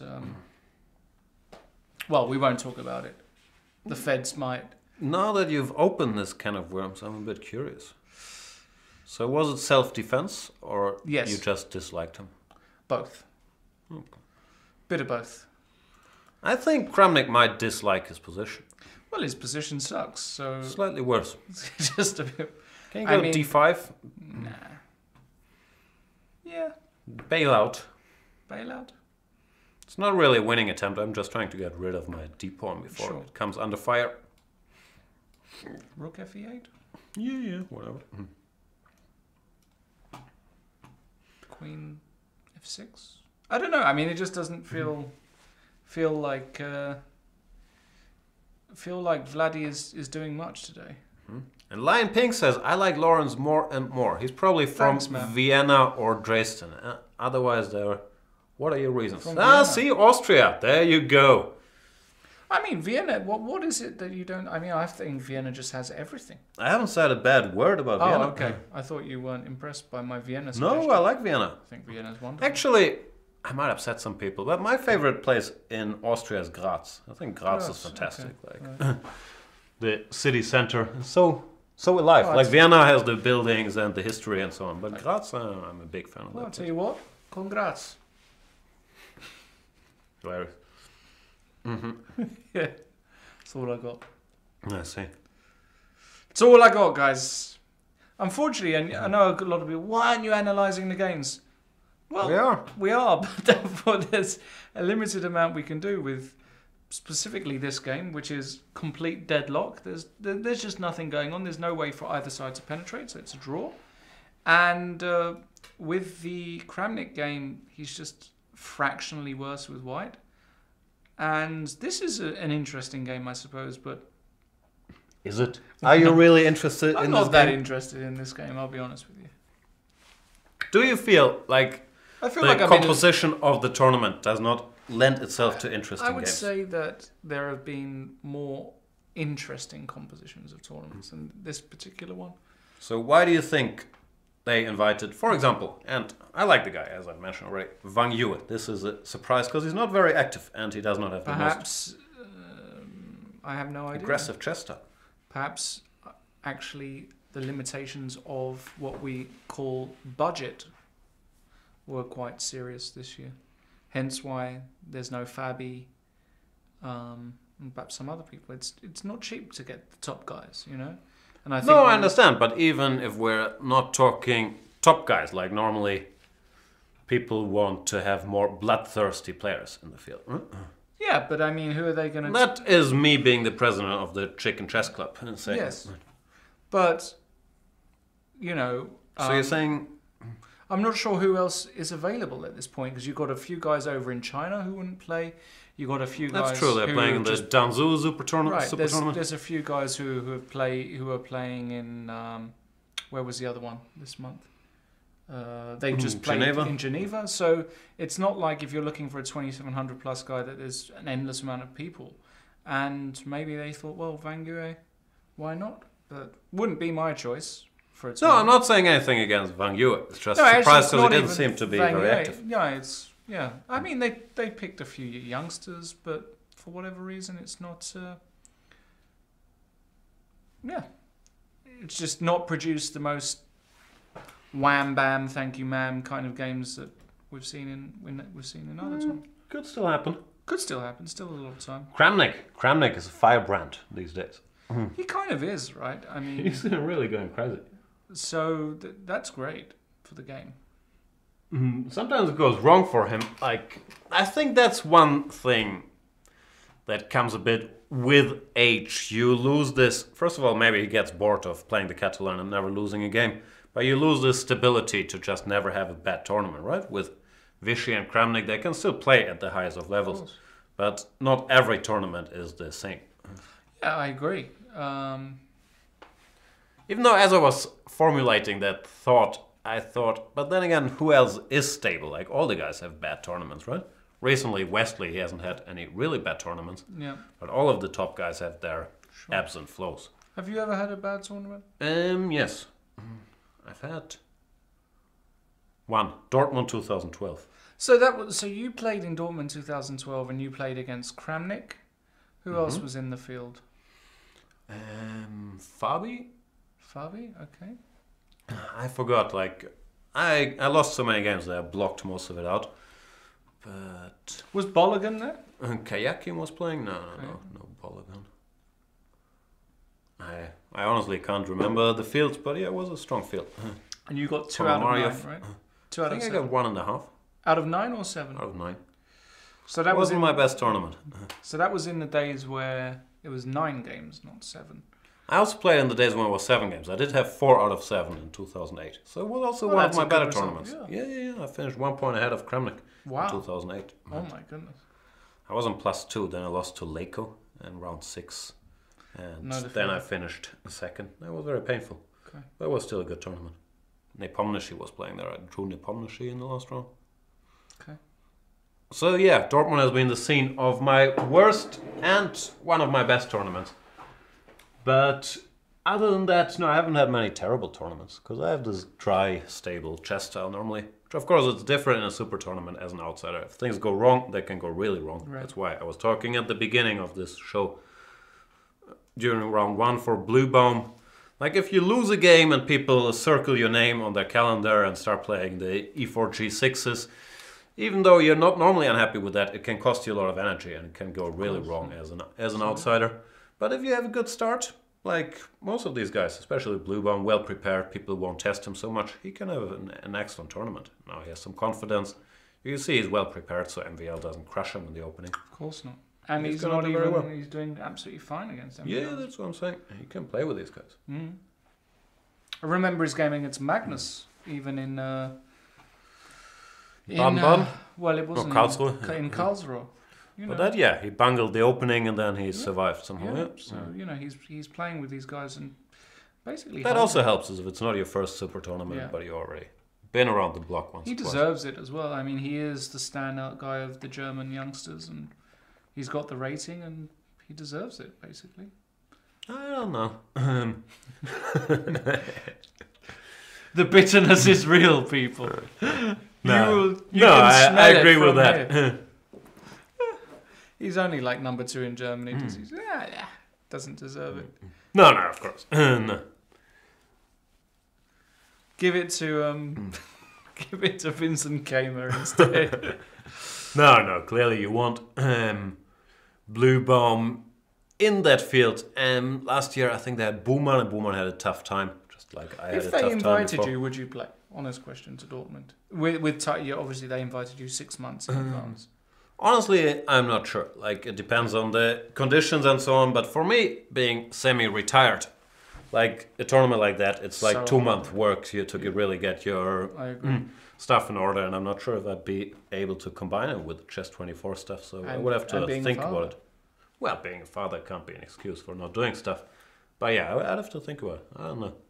But fortunately, no one ever invites me anywhere, so I don't have these tough decisions to make. If I ever get super rich and run a tournament, I'll invite you. Boom. Seriously, I will.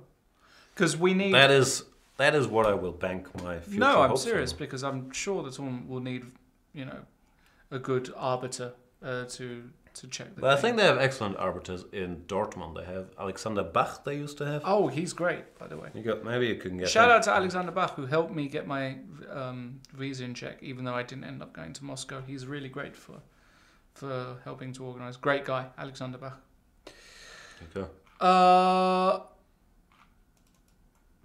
What's going on? Analyze. Rook AD1 has been played, so that is a move. That is a move. Black can also make a move. Are we headed towards a draw? Is this what's going to happen? It wouldn't surprise me, actually, because... I think MVL would go a little cray-cray first. How does he go crazy here? I don't know. The problem is you can't really go crazy. The thing is, if he exchanges, this pawn becomes so weak that your pieces will really be stuck covering it. You just triple on the c file. Why is he going to go crazy? It feels like he can't. Maybe he's not going to be able to do it.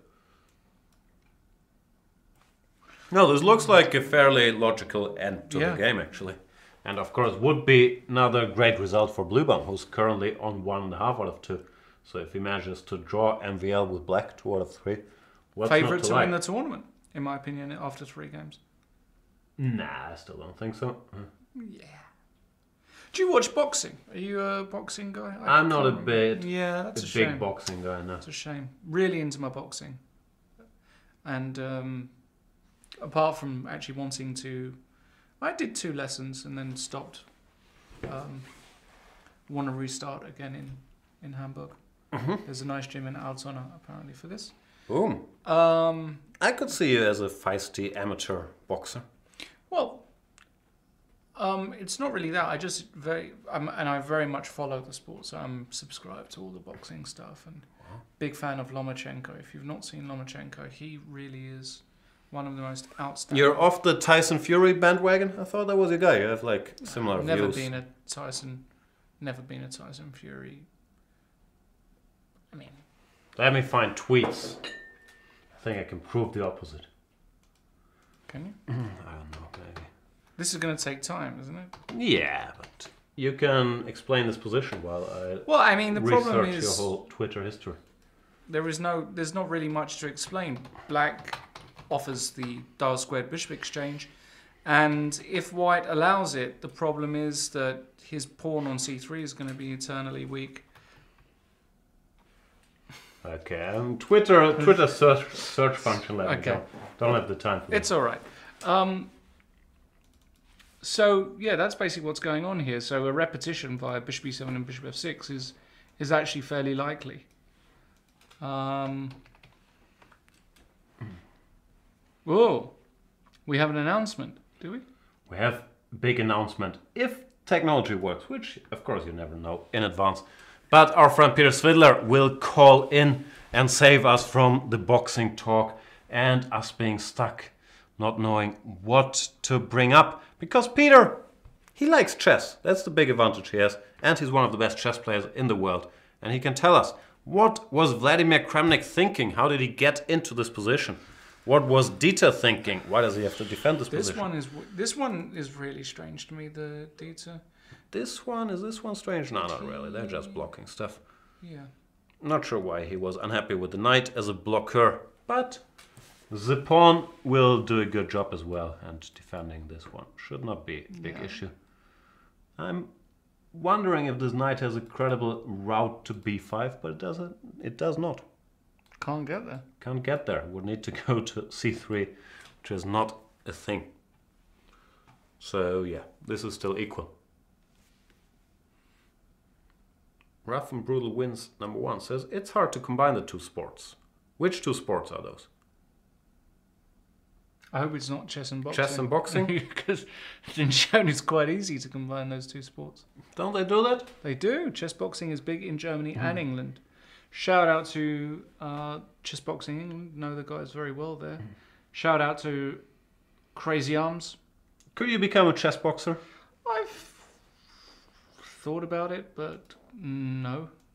Why not? I'll tell you who might become a chess boxer. Please tell me. Nicholas Lube. Okay. He boxes regularly and very strong boxer, and would obviously be the strongest chess player by far.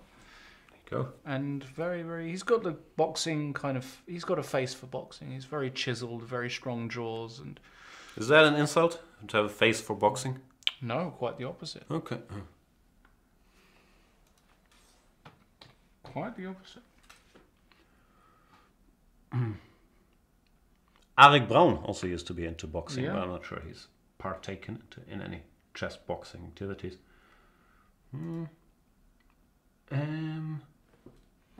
Let me get headphones. I think we might need headphones. Okay. I'm not sure how it's going to work, actually. Well, do you want me to listen in as well? Is that the idea? Yeah, but I'm not sure how. We might have to share headphones. Which one earpiece each? Yeah. Does this work? Let's see if this works. This will be very romantic at the very least. This would be romantic. Dude. You've given me the left one. No, this one is dirty. That's okay. I'll survive. Can we hear him? Well, I can definitely hear you. You apparently can't hear me, though. The question is, can the good people hear him? That is the question. You're going to have to mute us as well, Peter, because we are... I don't have you on, so... That probably is a mistake, because you will be showing stuff on the board, right? Potentially. No, what I'm saying is when I speak, I can hear an echo. Can you turn off your speakers? Or... Do you know what I mean? Try it now. I don't know who you're talking to. I do know what you mean. I'm talking to you, Peter. Hi, Peter. Nothing on my side is producing any sound apart from my vocal cords. Oh, okay. Oh well, you better talk. I can't see you. Can you switch on your cam? I can't see you. Sure. I guess. Is that any better? Wow. Decent. Beautiful. Have you ever seen Peter not decent? Yes. Is that true? Of course. Here he is. There is no lying on this show. Okay, Peter. We are trying to commentate the Dortmund tournament. We're not that excited. Is there any games that have sparked your interest? There was something today which I thought was mildly interesting. I mean, the structure in Fedosseev and Draken is amusing, but I wouldn't say it holds your attention for very long. Once you realize this is what the structure will remain until the end of the game. Can you explain why you went H4, allowing everything to get locked up? I didn't get that. No, that was a bit surprising. I don't think this was necessarily required. Because Black is not about to suddenly storm the barricades on the king's side, so I think he could have waited with that for a bit. He's a maverick, though, so he understands things very differently. Oops, sorry, instead of Peter, I brought up the chat where I'm being told you're a bit loud, which normally we get the opposite complaints, so I think that's fine. Also, whatever it is you're doing is horribly lagging on my machine, so if we're ever going to discuss variations, I think it probably will have to be done with me playing more or less blindfolded, but there we go. So who's a maverick and why? Fedosseev is a maverick because he is, how do you explain why people are mavericks? Why is John McCain is such a maverick, for instance? We all know he is a maverick, but why? Could you define maverick for me? No. Then, could you define Fedosseev for me? Well, he is, enjoying probably the purplest patch of his career, and I read his.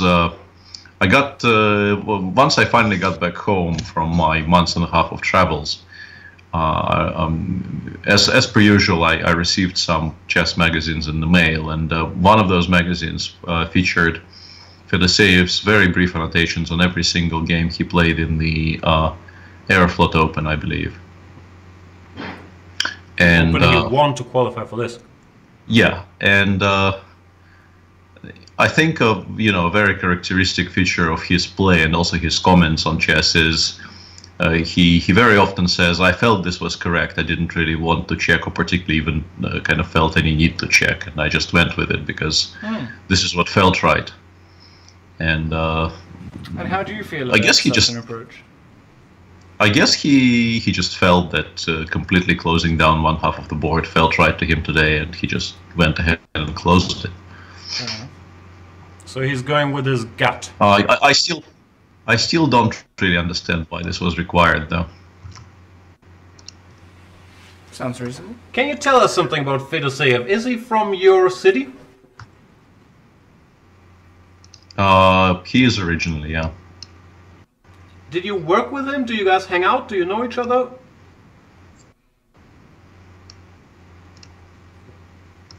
No, we're not. I mean, the generation gap is such that I don't think there was any hanging out really. But we do play for the same team these days, so trying to figure out where to do something about the sound quality. Let me just try and do that. Sounds alright to me. Chat, what's going on? Can you guys hear Peter fine? I think chat can hear you, Peter. I think we're good. No, I think the complaint is that they can hear me a little bit too well, but that's okay. They'll deal with that. So, what do you think about? It's clear the Fedoseev game. I think that's going to be a draw. Well, I don't really see how anyone makes any progress. He can bring the bishop to a3, to which Andreikin, if he wants, can reply by bringing the knight from c6 to c8, covering the d6 square, covering the b6 pawn, and yeah, very, very difficult to see how anyone makes progress in this game.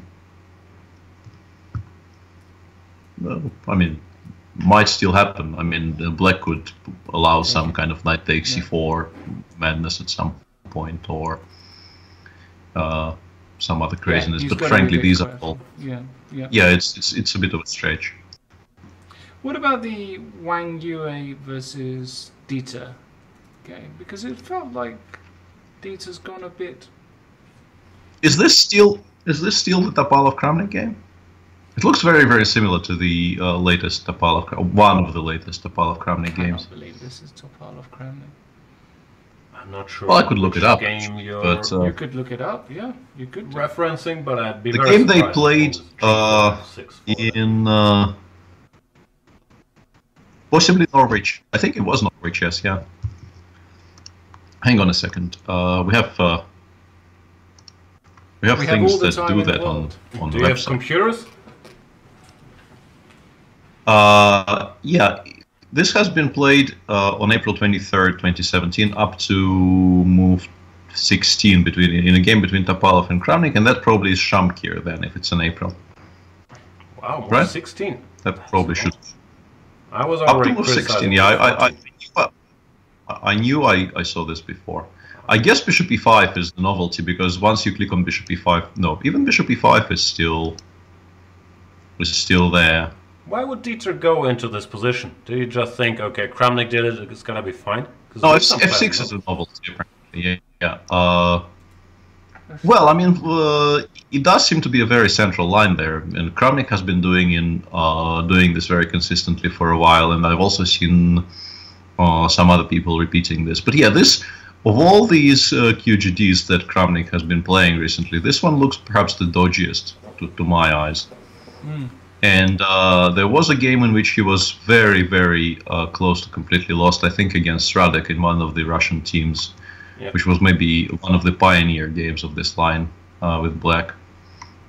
I believe he saved that eventually, but he was close to completely lost at one point.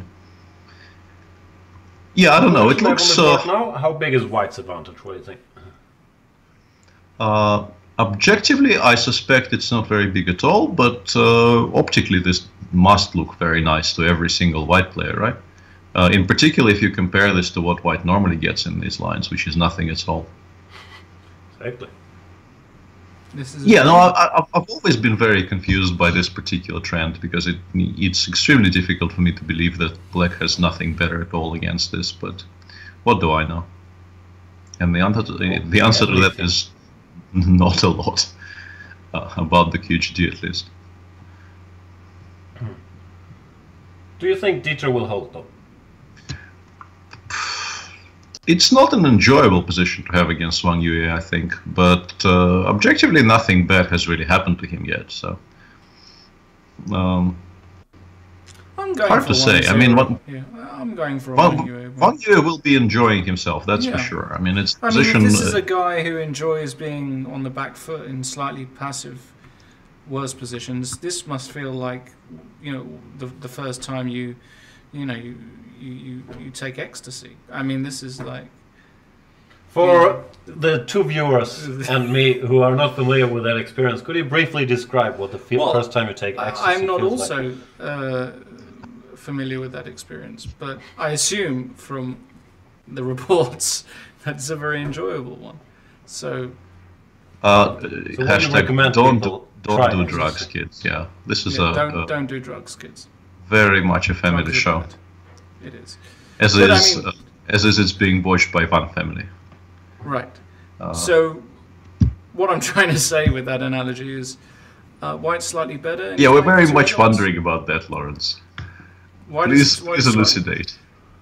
But actually, it's because the player playing white here. That was the main point. This is a guy who just loved playing slightly passive, worse positions and drawing. Yeah, that's how he made his initial strides in top level chess. He would just go for slightly worse endgames, seemingly with both colors, and score his +1, +2 in every tournament. So. But with your analogy then, don't you think that Vachier has played thousands of slightly better endgames in his life too? So it would be like the thousandth time he tries ecstasy, not the first time? I wouldn't know. I don't know this. Plead the fifth there, Lawrence. It's about time you did. The fifth. Let's plead Vladimir Kramnik's. Let's plead the fifth here. No, let's. What's going on with Vladdy? Because today the opening was not very impressive. No, I mean, but this is what he's been doing consistently for a while. Today has not been, I don't think, better or worse than what he generally does these days. And he is trying, his utmost to actually inject some life into this, but I don't think he will succeed, frankly. It's just way too solid. Is he not worse? No, not really. I mean, especially now that he's played d5, so he has the bailout. I mean, the d pawn was slightly weak, and black could try and maybe exert some pressure against it. But once white goes d4, d5, and just trades on e6 at an opportune moment, which I guess will be soon, I think it's extremely likely that tons of pieces will come off very, very in the more or less immediate future here. And then, not much to say about this position. But even, I know I'm being really silly here, but let's say after queen f6, d takes e6, rook takes e6, let's say rook takes d8, for argument's sake, queen takes d8, queen f2 or something, queen c3. I take rooks off.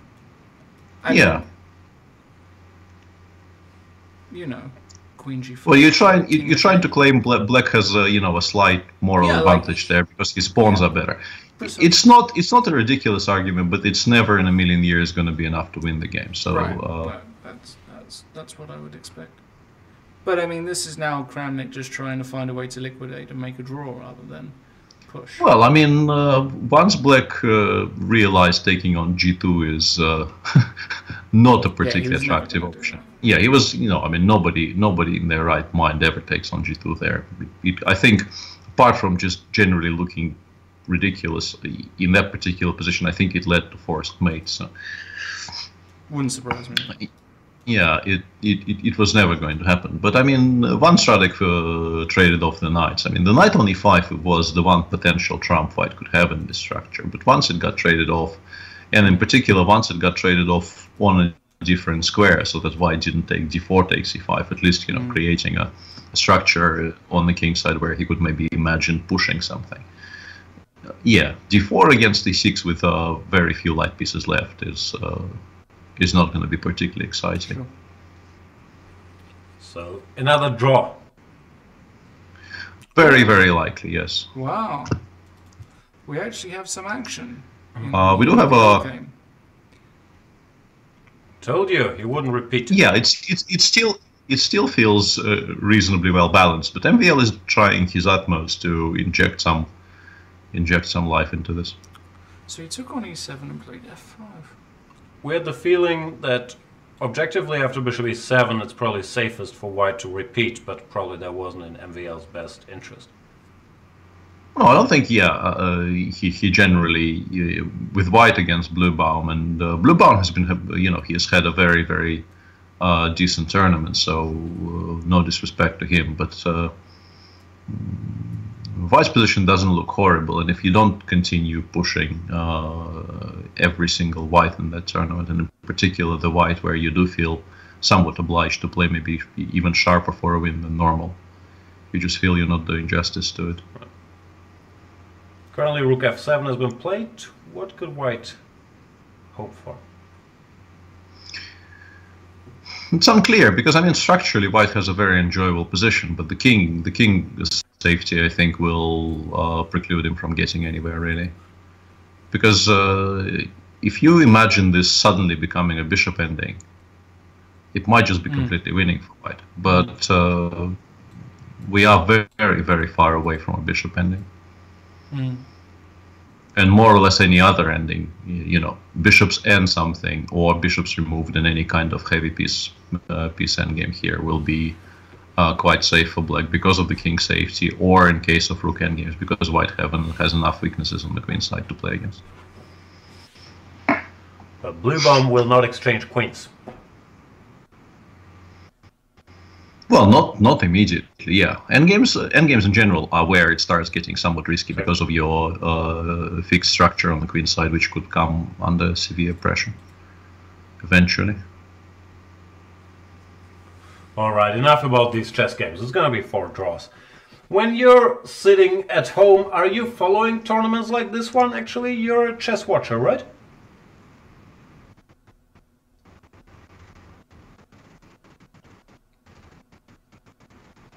Did he go? I think we might have some delay. Or my question was too tough to answer. Up recording of someone speaking through. We're having audio issues. Wow. Frozen Svit. Still can't really hear you. 1 2 1 2. Having weird connection issues here. Shall we call you back? Call him back. Guys? I can hear you and see you. And feel you. Feel your Maybe I can try calling you back, because this is not really working. Let's try that again.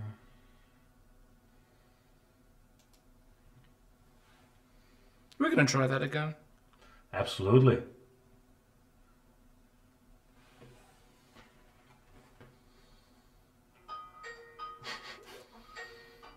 That's ringing on my phone. Hello, hello. You're still muted. If you're saying something, it's bad news, because I did say something. I still can't hear a single thing. Wow. Why? Why? Why? I have no idea. I've had weird connectivity issues in the past couple of days. I think the internet got so used to us not being home that now that we are home,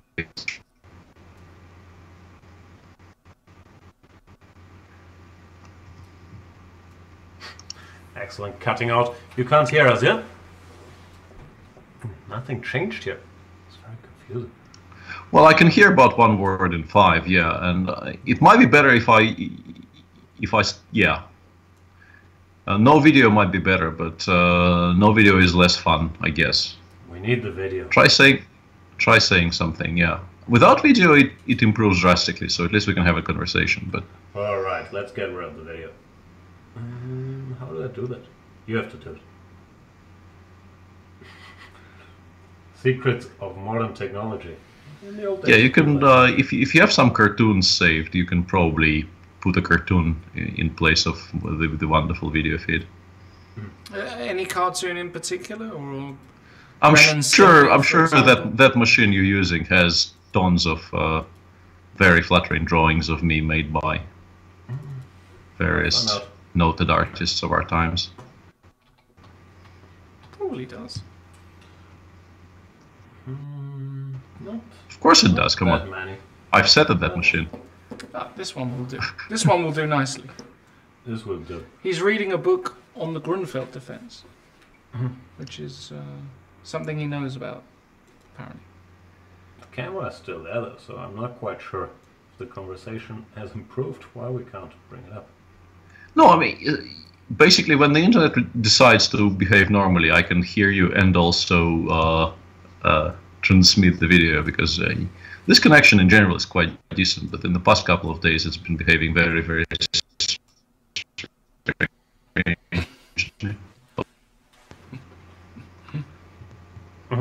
I think that sentence was a good example. He said this connection in general is quite decent, but in the last couple of days it could...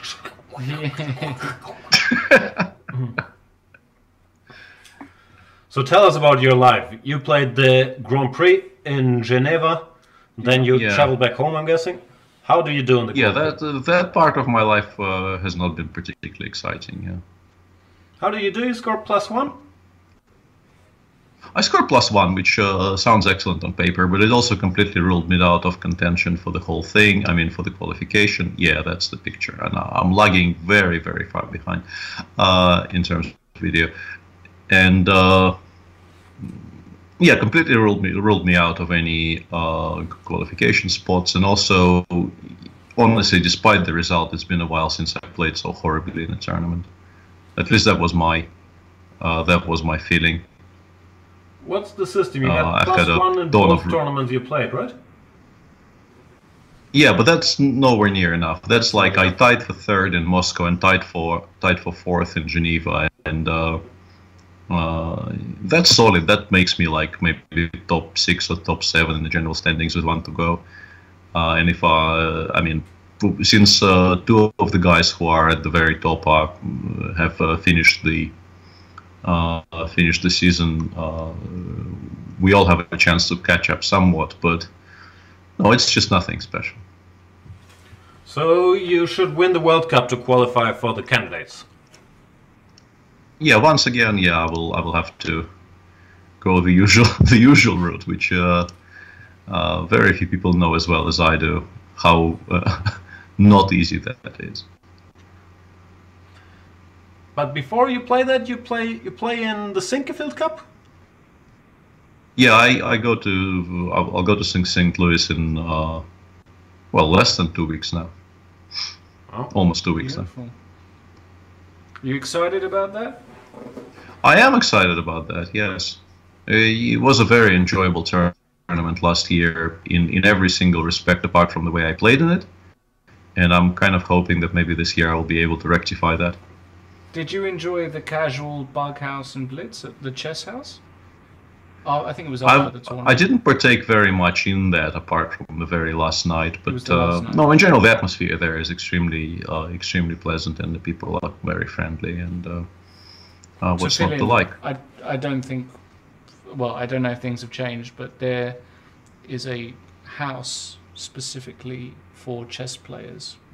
Predominantly people who come to the chess club to give classes, called the Chess House, or do some other work at the chess club. And that's kind of... It's called the Chess House? It's called the Chess House. Not to be confused with crack houses. Different thing. Right? No, it's not. The crack house is about 2 blocks up the street, but this is the Chess House. And it was the scene of many a blitz battle between some of the world's best, actually. So... in a more relaxed environment, let's say, an environment you don't see these guys in. So you're telling me in the Sinquefield Cup, all the participants stay in the chess house? No. They have like a no. The participants stay in the hotel, but there is a chess house which I think some on the commentary team are staying there, and also guests of the tournament who have some relationship with the club, I believe, stay there. So right. I don't know if that's still the same this year, but the chess house. Yeah, we'll find out. We'll find out when we get there. So confusing, this term, like not only crack house but also stash house sounds very close. Like it's and St. Louis is kind of, you know, it's pretty well. Tell me something, guy. Was this show so completely inappropriate before I joined in as well, or just because I joined in? It was worse, actually. We've upped the level. You're not going to play the Rapid, right? You're not playing then the Kasparov comeback. No. Wildcards in this season of the GCT, if you get the wildcard, you only get it for one event. So whoever gets the wildcard for whatever it is he gets the wildcard for, that will be his one tournament. There will be no repeated wildcards. Right. So are you currently preparing for it? Are you resting and then you're going to start preparing, or what are you up to? Well, it's only been like a day and a half since I got back, and I've been prior to that I've been traveling for about a month and a half. So I told myself I deserved some time doing completely nothing, and I've been successful at that so far. But I might have to actually start doing things at some point. That time hasn't come yet, though. Then before we let you get back to doing absolutely nothing, let's do a brief tour through the games, and you tell us what's happening on the boards. Do you have the positions somewhere? Yeah, I have the positions. Just tell me where to start. Andreikin. Has anything happened since? 25 King E3. Okay, so yeah, the knights have come off, and now in particular I don't really see anyone doing anything. This should be a draw. Wang Yue will press. This one is a lot harder to call. If we want to be sensationalist, let's call for a white victory in this one. But sensationalism. Yes.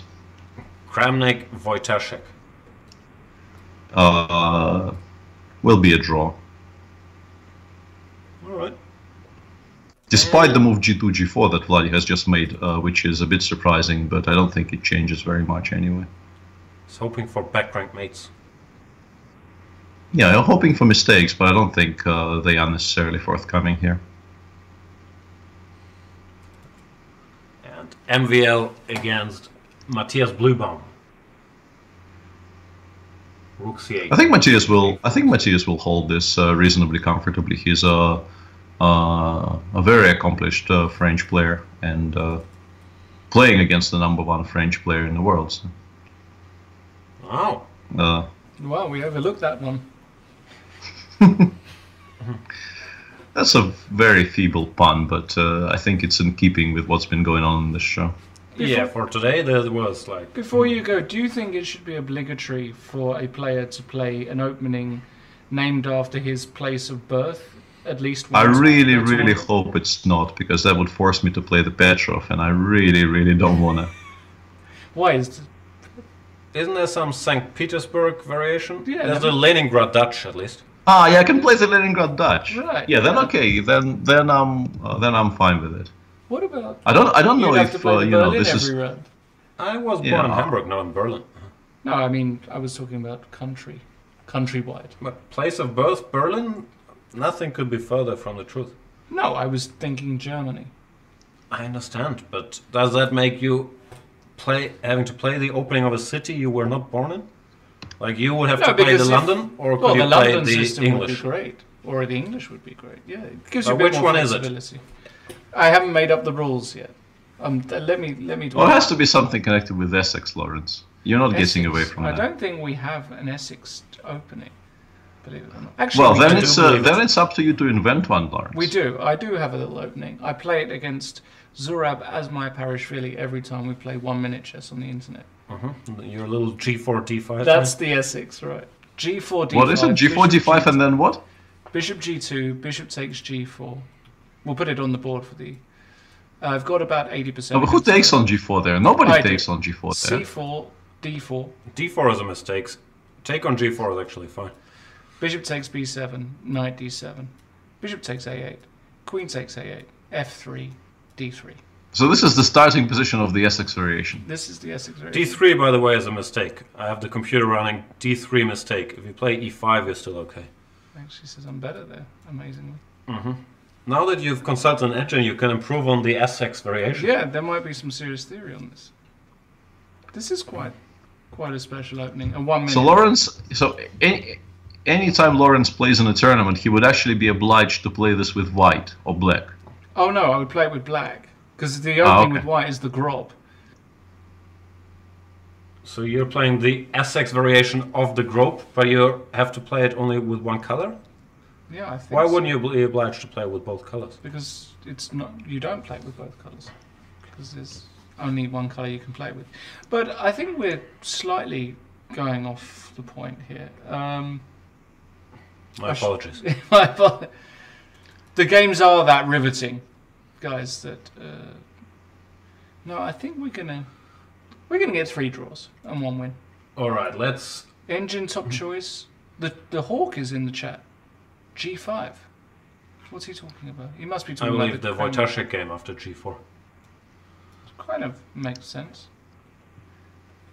After G4. Yeah, in the Kravnik-Wojtaszek game, the machine currently is suggesting that the best move to reply with to reply to G4 is G7, G5, which would not be an easy move to make, but you kind of see the sense in it because it creates an immediate threat of e takes D5, and all the other moves you can play don't really solve your back rank issues. So we'll see if Radek actually goes for it. H4, H6, and it just says, do your worst.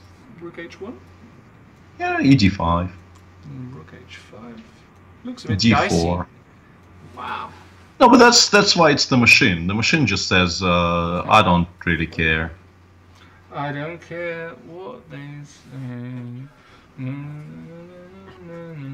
Oh my god, the singing has started. we should let Peter go. Let's let Peter go burning so we can through continue too this. much goodwill here. Yes. You continue singing.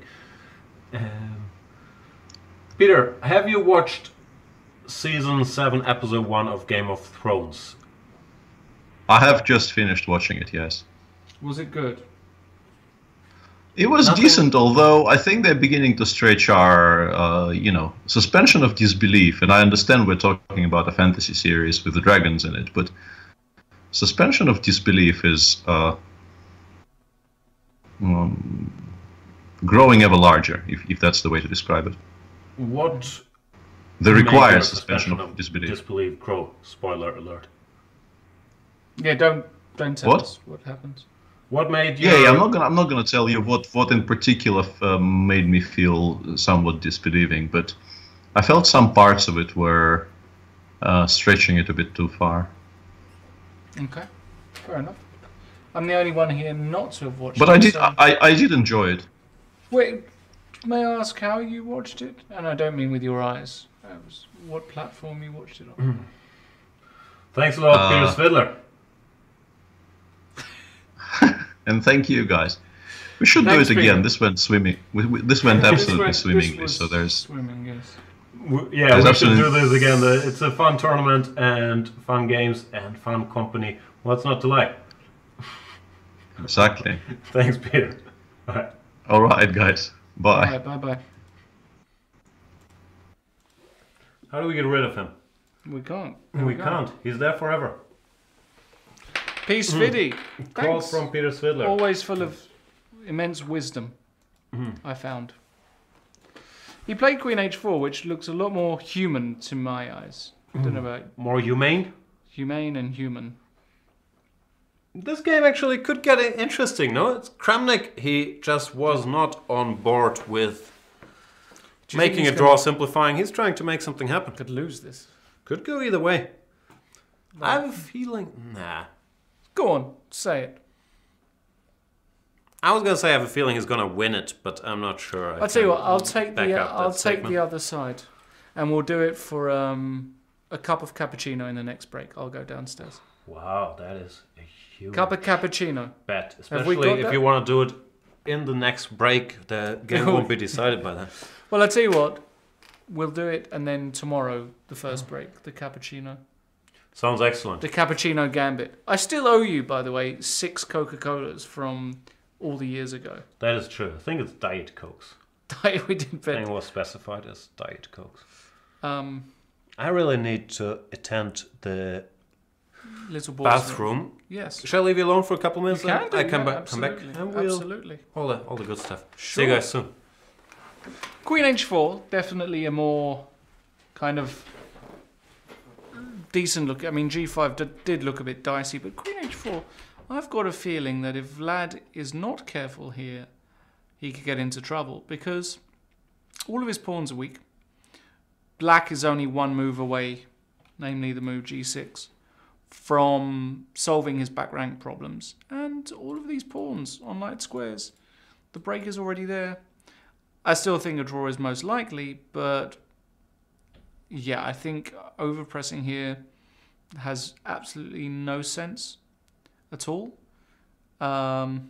So I don't see what this is all about. In the MVL Bluebaum game, we had AB5, AB5, FE6, so a bit of an exchange, mass exchange, and now we have this position. But so white threatens this pawn, and if I take on g4, suppose the idea is to take on e4, hitting the queen, and then if I take on c3, I lose to rook d8 check. This is the little idea, and if king f7, simply bishop d5, and I am getting mated here with black. So I can't do that. So bishop takes e6, bishop g2, bishop takes g4, bishop takes e4 means I have to move the queen somewhere sensible like f6. It's still hitting this pawn, hitting this rook. And if you go rook c1, well, rook e8, and black is doing absolutely fine. Check, I just got king f8. I can even block, probably. So, yeah, I think this just requires a bit of calculation, but I find it hard to believe that Mateus won't find this with 30 minutes on the clock. He's got more than enough time. In the Fedoseev game, yeah, basically we're still at lockdown here. Nothing much has happened. White simply cannot organize a sacrifice to break things open. This knight does a great job of covering b6, covering... Oh, not that. d6, covering e7. Were a bishop ever to make its way to this diagonal. And I just think this is a stone-cold Steve Austin draw. Not really much more to be said. I think really the one with most life, if I can call it that, is this game between Wang Yue and Nisipiano. And now I think the move b3 is definitely the most natural in the position, ruling out any jumps to a4, which might be a threat. For example, if king f2, I wonder if now knight a4 is possible, because there is no knight b5 now, like we saw in other lines. So I think white will go b3. The pawn is very useful on b3. And he's going to try and double in some lines on the c-file, and a lot of endings might be a bit unpleasant. So, yeah, I think white's got somewhat of a nibble here. And we're going to see if Wang Yue has the ambition to really push here. Probably does, because black really is struggling for moves. If you ever go bishop g5, you run into bishop d6 all the time. E3 is on pre here, but maybe in this particular position you can go bishop f4 even. It's possible. I mean, endings like this are not completely clear either, because you've left yourself with this horrid bishop and you cover the e4 square. So, you know, you can always tuck your guy on f1, put your king on f2. This guy is always weak. So even these positions might be a little something for white, you know. By the way, Mateus has gone queen takes c3. This looks like also a very reasonable move if rook d8 check doesn't win. Of course, we can't take. We have to go king f7. And then I suppose his idea is that if queen check, we're just going to go queen f6. And in fact, it's white who could be pushing his luck there. So check, king f7. If you give a check on f2, the difference is I've now got the a7 square. And maybe that's the point. Is that actually we have a cute repetition here, which is the best, because you can't go king g6. Because, well, I can give check. Maybe this is still okay, but you don't really want to go wandering here with your king. So rook d8, king f7, queen f2. This is all really easy for these guys to calculate. King e7 obviously is no good because of checkmate. So queen f2, queen f6, queen a7. It's actually a really simple line, and I think it's what's going to be played. Back to the Kramnik game.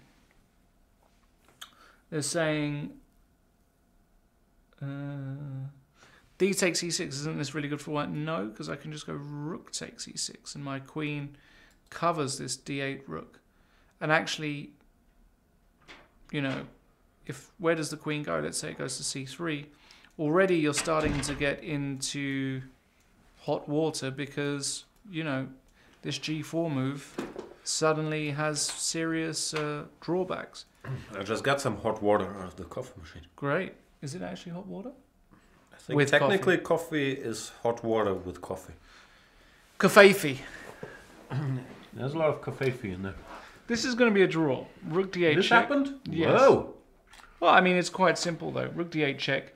Take it. You can't take it. Of course you can take it. I mean... Check. He's not going to do this, surely. Still a draw. Fortress. Put the bishop on d3. I take it. But he can just go king f7 with an easy draw. Isn't that scary? You have a check. Yeah. Queen f4, queen f6? Well, maybe it's not scary.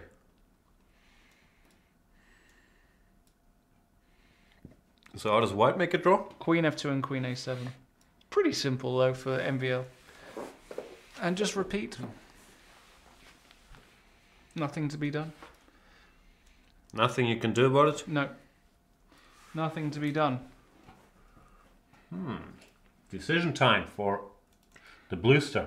I think he's going to do this. He's got 27 minutes. It's really easy to calculate. It's just a few moves. I'm reading that bishop e4 is a good move for Kramnik. What's that about? It looks like a horrible move to me. Maybe it's not true. I don't think so. G6, very standard move. And nothing to be done. Yeah, it basically. doesn't seem to get much done. Black's Now whenever better. you take, you're gonna be pinned. Black's better. Seriously better, actually. Seriously? Yeah. You're not joking about it. Is it really bad? So are we on for a cappuccino that I think Wojtaszek is going to win? What was the proposition? You were going to have white, I was going to have black, and a draw is a void result. Draw is a Wojtaszek? A Wojtaszek. It's a bad bet for me, but For the love of the game. for the love of the game, yeah. The thing is, Can I have? I don't even want to buy like a cappuccino for myself. Therefore, even if it's a draw, I'll still be losing that cappuccino, which I don't want. Understand? I don't even want a cappuccino. Right, but you don't have to have one. You can just. But then what's the point of it? If I win one, I get one that I didn't want. If I lose one, I have to pay yours. Well, which you can do have want. something else apart from a cappuccino. But I don't want anything that store has to offer. Cookie? No, I don't want a cookie. But let's do it anyway. I will take white. I mean, how can you ever White. take white? How can you ever take white here? It's for the love of the game. But yeah, Vladdy's not going to win this one.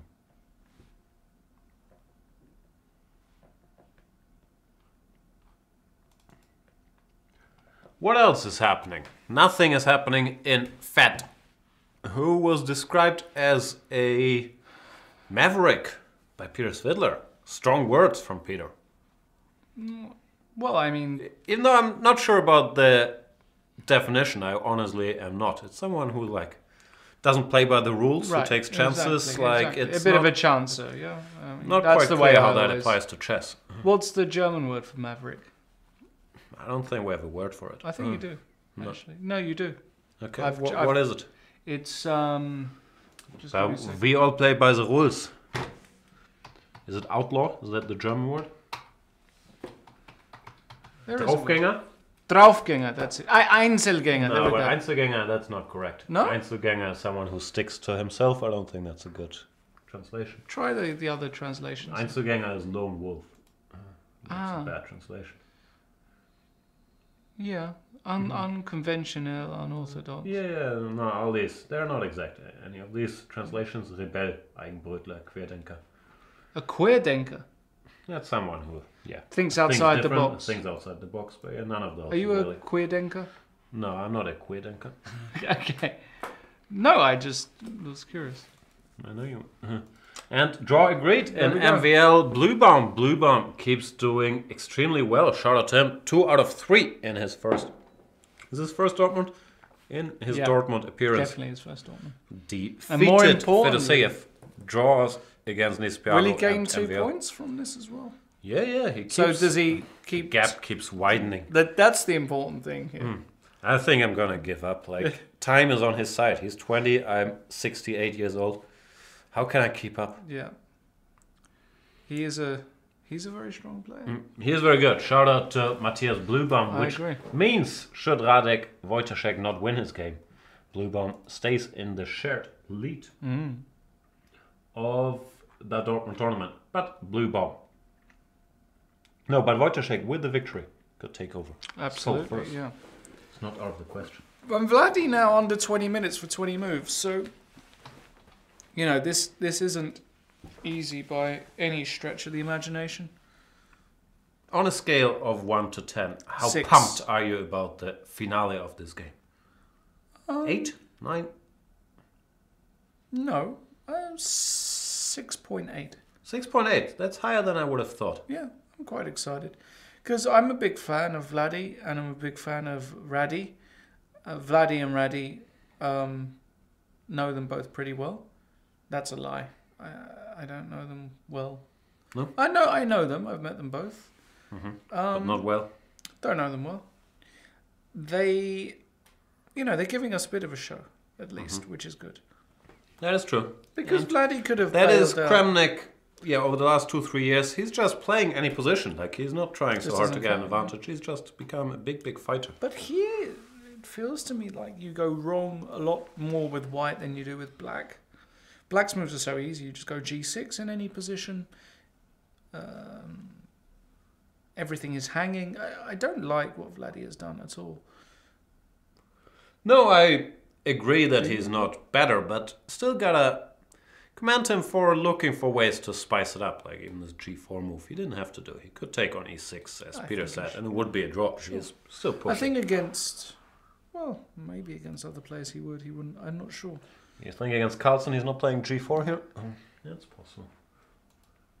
No chance. So what are you saying is Kramnik is disrespecting Wojciech? He's saying, you're just a theoretician, I'm going to play G4 and make things messy.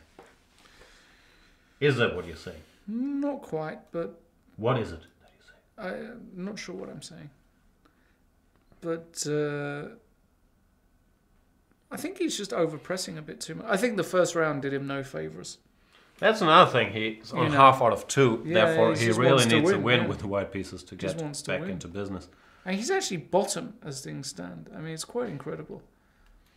Well, with half out of 2, where are you? He might be on half out of 3, and Wang Yue is not losing. So, that would be incredible.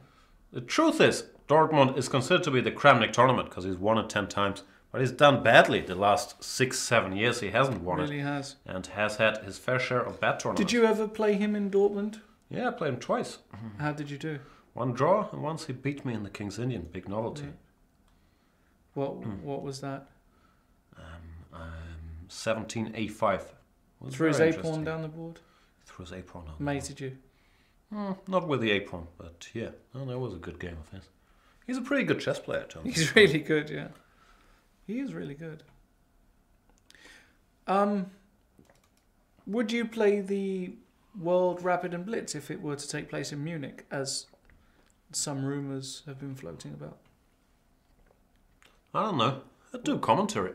You do the commentary, of course, like you did in Berlin. Yeah, I enjoyed that. It's fun to commentate Blitz games. Yeah. There's so much action. Maybe I'll commentate with you. How about that? Maybe. Would you enjoy that? Nah. Less than doing solo commentary, but I'd still enjoy it. Okay. I can deal with that. But I thought you were going to play. I'm going to play it. I'd like to commentate your games against the world's best Blitz players. That sounds ideal. Is it going to be in Munich, or do you just make it up? No, I didn't make it up. There was, if somebody in the chat can confirm as well, I mean, there was talk of it, although it could just be rumour, it could be nothing. It could just be chat. You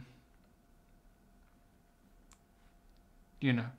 I don't know. Somebody in the chat, please let us know. I mean, what would be really nice if the guy's actually organising it, given that it's already July, would be able to tell us where it is, right? I mean, that would be sensible. I follow such questions a lot less closely than you do. I know nothing about nothing. No, but I'm saying it's just a shame.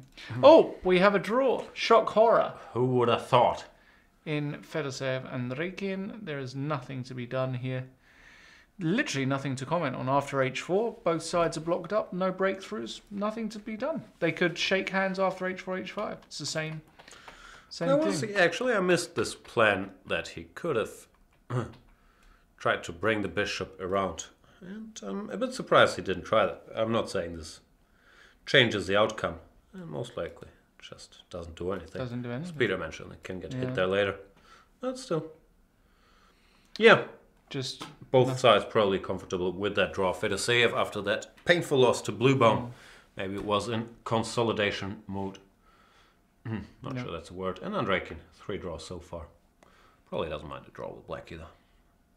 Yeah. So that leaves us with the excitement that is Wang Yu and his piano. Where Wang Yu is a little better. Really a dream position for us 1d4 grinders. Of course, you're not supposed to win this against perfect defense, but you can sniff around. Double the rooks here, see what happens. This pawn is always a little weak. I like Wang Yu's chances here. I agree. And le plat du jour. Le plat du jour. A bit of pomme de terre. Pomme de terre?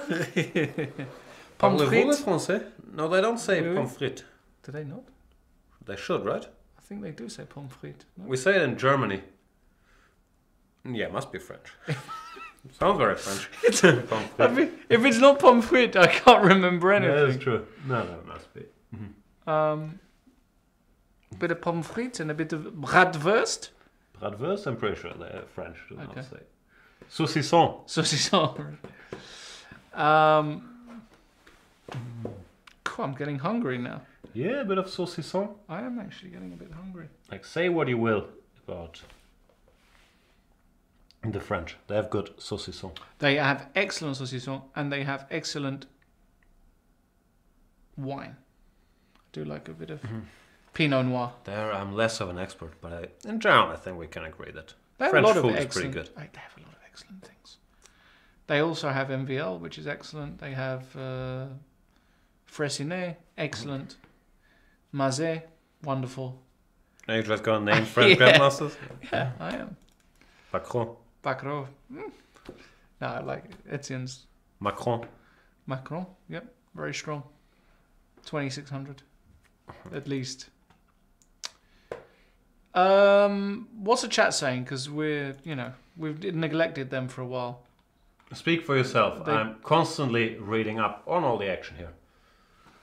The chat is saying provoking c5 is maybe not such a bad idea. I believe they're talking about the computer line in the Kramnik-Wojtasek game. Bishop b3, you're hinting at c5. The computer was giving c5, which is not the most natural of moves.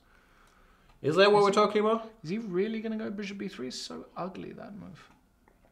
The bishop there. I'm not so sure. He spent a long time. He's looking for a move He's here, got, but well, there's let's be no honest. active He's resource. got 10 minutes, so I'm liking my bet, basically, is what I'm saying. It was an excellent bet. It was.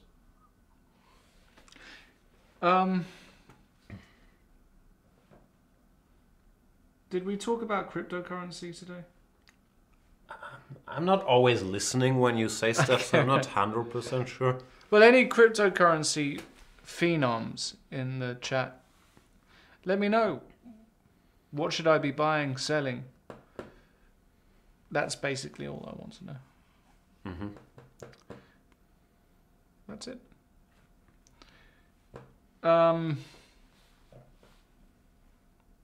Over to you. So you're asking the chat for cryptocurrency advice. Right. I mean, it's not like critical, you know? But be nice. Any insider... Do you own any cryptocurrency? I do, yeah. So is this a thinly veiled brag that you bought bitcoins and they're in plus? Have you not seen it? They're definitely not in plus. They just went through a huge downswing or crash. Okay, so, but did you get out before, or did your cryptocurrency crash? No, I'm down. I'm down. I'm sorry, man. That's okay. So you want the cryptocurrency experts to advise you if you should keep your cryptocurrency? I'm a holder. Yeah, I'm a holder. I believe in the future. I buy the dips and, Thrifty is telling you don't get involved in it, buy gold. Gold hasn't done anything for ages. No. I own a gold mine. I wish you did. I wish you did. I really do. I actually know someone who owns a diamond mine. Cryptocurrency amazing. Blood good diamonds? time to buy. Blood diamonds, basically. Cryptocurrency. Good time to buy. Yeah, that's what I thought a couple months ago. I'm still doing okay. Took a little hit. It's all right. You know when is the time to sell your cryptocurrency? Tell when me. the Lawrence Trent of Trents of the world start buying cryptocurrency. No, but the whales love people like me. That's what I'm saying. Oh my god, have you heard about these crypto things? Going up so fast. Yeah. Unfortunately, they might be the future. That's the only sad thing. Sad or good thing? Real money no good anymore? We need the crypto money? Well, basically, a lot of it is faster transactions, no fees, instantaneous, and also... So harder to track if you were a criminal? Depends, because it's all on the blockchain. It's all out there, right? It's all evident. You can track. Okay. You can track every single transaction. That's the whole point. So it's not like that. That's actually the whole point is that cryptocurrency is being billed as the transparent way forward for transactions in the world. Okay. So that's why many people think it's the future. Okay. So should I buy or sell? You should definitely buy. Well, you can't sell it if you haven't bought it, right? That's a fair point. No, I think I'll sit that one out. Really? Very volatile, yes. Rook d2 is the move I suggested, or rook c2, similar idea. Double on the c-file, but now has he managed to trick him with knight e6? No. It's a bit odd that you would go rook d2, not rook c2, because your rook is defended here, no? But Right. the problem against both might be this jumpy. Yeah, but jumpy now definitely is. Oh, you have to take and takes. Ah, knight f5, knight f4. What is this? This is all a bit. The computer line is bishop to b4. Rook Point d5. being that here we Oh have my goodness. a cute little Czech But Czech Republic. that would be interesting if he plays it. Nah, no way this is happening. But it seems to work because here knight takes f4. Yeah, this is Pick up winning, material. Mm-hmm. Interesting. He little played idea. bishop b3, so he found the move. There you But go. it took him a while though. Come on, Vladdy. Not sure though, right? I mean, Wojtaszek, there's no way he's playing bishop c8 in this position. I just don't even think that's in his range. And Thrifty says there's an ETF that tracks it. I can short the ETF. So technically I you can could- sell without having any. You could Good short point, the Thrifty. ETF. Thanks, I'll look Thrifty. into it. Thrifty seems to know this stuff. Thrifty, send me a DM, buddy, on Twitter, @LawrenceTrentIM. Thanks. Any advice would be appreciated. I'm holding a bit of Litecoin and a bit of Ethereum Classic and some random tiny bit of Bitcoin. That's it. Anything else you would like to share with the viewers? No, that's it. Bishop b3, yeah. I mean, c5 is kind of a really good move. And it's quite a What lot. happens if I like make a luft? Well, now you have to deal with c5. Yeah. What, and you want to go rook takes? Okay. And now this is Now a you're problem, getting yeah? mazied, Okay, yeah. gotcha. No. This is the point. Yeah, Now the bishop right. starts working. So black has to brace himself. Yeah, c5 is a very principled move, isn't it? I like c5. c5, dc... Yeah, but it makes this... What? This pawn a pass pawn. Only if Not I the take end of the it. world. Only if I... No, technically, it's passed already. Yeah, that's true. Just like the moment has passed to buy bitcoins. Don't think it has still, actually. It was at 1850 not so long ago. A couple of days ago.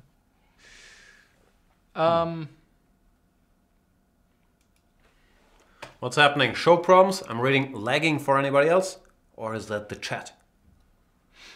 Anyway, do you have any questions for International Master, the voice of chess, Lawrence Trent? Because we've been here enough. But Lawrence is a rare guest these days. Ask him anything, and he might or he might not answer. Because those are the rules. Those are the rules. We're getting to an interesting moment in the round, at least, where... Kramnik just refuses to let this peter out. And he's managed to pose problems. Or maybe for himself. But I applaud him for finding resources in such a position where he really has no business being better. Going g4, bishop b3, threatening c5. Big fighter. He is a big fighter. He is. Big spender. Gustav Chatterjee is number 1. Is asking, Lawrence, do you watch anime? No, I do not. Lion Ping is asking, Lawrence, do you have any insights of Magnus at girlfriend? No, I don't. Actually. I actually don't know anything about her, if I'm totally honest. So, sorry to be boring on that front. Chess Tim F is asking, how's your prep for the British going? Going pretty well, actually. Going pretty well. Lost a bunch of rating points in my last tournament. Played horribly for a lot of it, but then kind of came back towards the end. I'm feeling actually pretty good. Feeling pretty good now after a very rough start. So I think I'm going to win it hands down is my prediction. And Jan is willing to take action on that. So against it. I'll short it. Yeah. Yeah. You'll lay it. You'll sure. lay it, yeah. Oh, Japer 10. Trent, I'm reading Jeremy and Silman's book about imbalances. For me, the best book written for sort of medium strength club players to improve. Reassess Your Chess, Jeremy Silman. The best book there is. No question. Think it's brilliant. Congratulations. Helped me immensely to get to a very average international master level. If you want to get to a level like Jan, you have to do a bit more. Have a bit more talent. Do a bit more studying. I didn't read that book. Like Fantastic reassessing would have fantastic crushed my spirit. I heard good things. Who's the top seed? David Howell, rated 2,702, would you believe? Followed by Gawain Jones, who's about 2,685. What? Gawain is 2,685. Is that high nowadays? Shout out to Gawain Jones. I can't remember. Do you want to quickly check that? Because now I'd love to find out Gawain Jones' rating.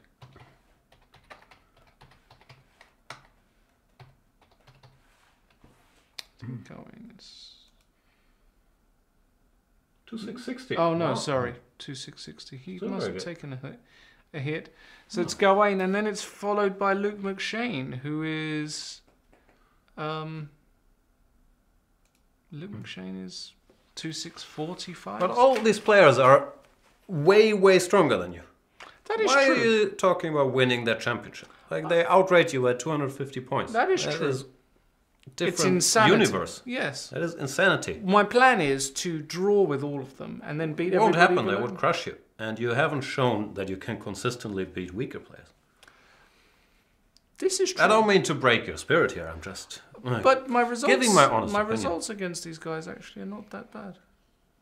Not that bad. The last game I played against David Howell was a draw. Okay. The last game I played against Gawain was a draw, I think. Okay. So, I've never played Luke. The Hawk is in there. The Hawk is late regged, which is unfortunate. So I'm being very ambitious with my winning the tournament with 9 out of 9. So maybe I wish you the best. Maybe I should just take it game by game. How about that for a little? I don't know. I just don't want you to get your feelings hurt. Like if you don't win it, if I don't, be all this whining. Oh, I'm going to retire again. If I don't win it, I won't talk about the retirement. No, I'm being obviously very facetious, guys. I don't expect to win the tournament, obviously, but I expect to put in a fairly decent performance. That's what I just want to play some good chess and do it for the love of the game. That's the important thing. I want to actually do it for the love of the game. Bishop c8 played by Wojtaszek. The move I said he'd never play. Shows how much I know. Just wants to protect the pawn. What's his point after c5? He just wants to take it. And now after de, he can probably go for this. Yeah. This.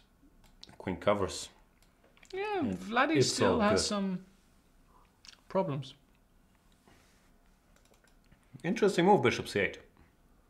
Very Looks passive, but this bishop wasn't doing anything much as long as we can't take on d5. It's a good move. Now next move he wants to go h6 or g6. Then eventually resolve the tension. I still take black. When do I become a Grandmaster? I'm not thinking about that now, especially after the last tournament. So, if it ever happens, if you become British champion, does that automatically get you the Grandmaster title? Unfortunately, not. I don't think national championships do. I think if you become European champion, it does. And if you become world senior champion, it also. Hey, that's the plan. That is the plan. I can always try it when I'm 50. Give it 20 years. There you go. I won't be here, but that's okay. My spirit will be. You'll be in Vienna. I won't be in Vienna. I'll be floating with the masters in the clouds. Are you not planning to survive the next 20 years? I don't think so. Why not? Is it because of your I don't think I'm making unhealthy lifestyle? I don't But have you look like you're in good shape now. I am. I'm Why fine. wouldn't you survive 20 more years? Just feeling that that's not my... It's very... God doesn't want that for me. Okay. He wants to punish me. Lawrence, how do you like excelling at chess calculation? Also a fantastic book, by the way. The whole Agard series, believe it or not, was used by Fabiano when we did some prep for him in the candidates, and that went pretty well. Nearly was a nose hair away from winning the candidates tournament. So, you know. Nose hair? A nose hair, yes. That's very close. It's very thin. Thin is the point.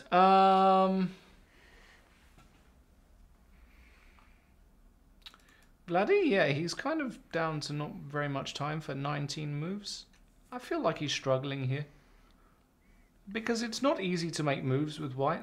You have to every move you have to calculate whether you lose a pawn or just lose. So, like, if you're looking at c5 and then suddenly it doesn't look good, and with black you just play g6 or h6, as Jan said, and then wait for white to make another move. Has anything been published as to why Hal left Leiden? I didn't know.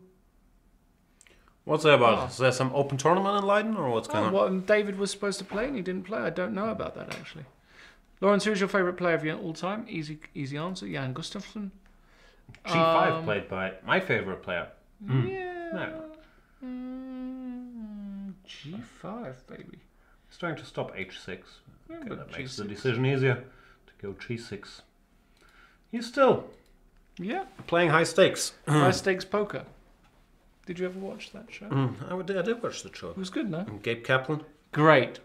Gabe Kaplan. What a comedian. He happens to be Jewish, I believe. Would that be fair? I don't know. Sounds like a fair assumption. Yeah, fair assumption. Vlad has more time than Rado. And KARC is asking, Lawrence, how do you stay in top shape during tournaments? Meditation. Mental shape. Top mental shape is the way forward. And keep an eye out on my Twitter for some big announcements, hopefully in the next few days, hopefully before I actually go to the British. On meditation? Related to meditation and mindset coaching. So it's all about keeping healthy mentally, having a lot of sleep, very important. Going to the ball tired, you're finished, you'll never calculate properly. getting too obsessed with openings and that kind of stuff doesn't do you any good either. And you've just got to play for the love of the game. Just play. Just wing it. Play, yeah. Play some B3s. Who cares about the opening? Just agree. meditate. Until you play the top guys in the world, doesn't matter. Yeah, that's true. Because against weaker players, it doesn't help you at all to get an opening advantage. Just play some nonsense. Yeah, agreed. Not nonsense, but... Yeah, just anything. Because it's decided by who blunders a piece next later. I agree. Anyway. There you go. Watch Jan's series on the sidelines, specifically. The D4 sidelines.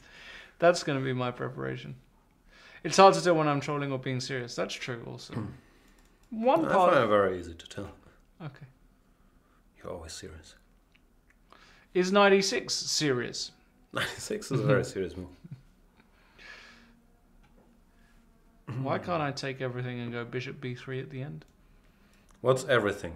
Rook c8, rook c8, 96, bishop b6, bishop b3. I think you can absolutely do that. That's the way a human being would proceed here. Yeah, it looks natural. The problem is you probably don't have enough to win, right? Because now this is strangely awkward. Like, whenever this gets taken... A bit taken, like you in the changing rooms? I'm not that awkward in the changing rooms. Just in other situations? Once I'm out of the changing room, like out on the street, right. Very awkward. Can I go e4 here? Are you trying to trick me with this chat? d4 is a problem. That's a shame. It is a shame.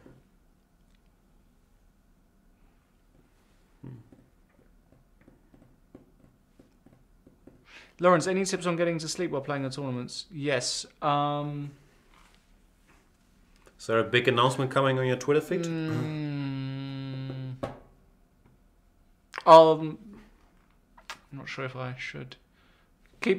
Just hold out for a few days. Check Lawrence's Twitter feed. There's big sleep advice. Yeah, we have got a section on sleep. So yeah, I mean sleeping in general.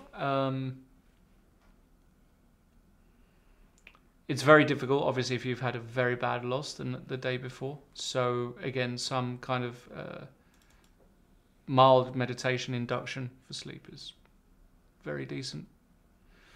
And this has been played, by the way. Do you have trouble sleeping? Falling asleep right now.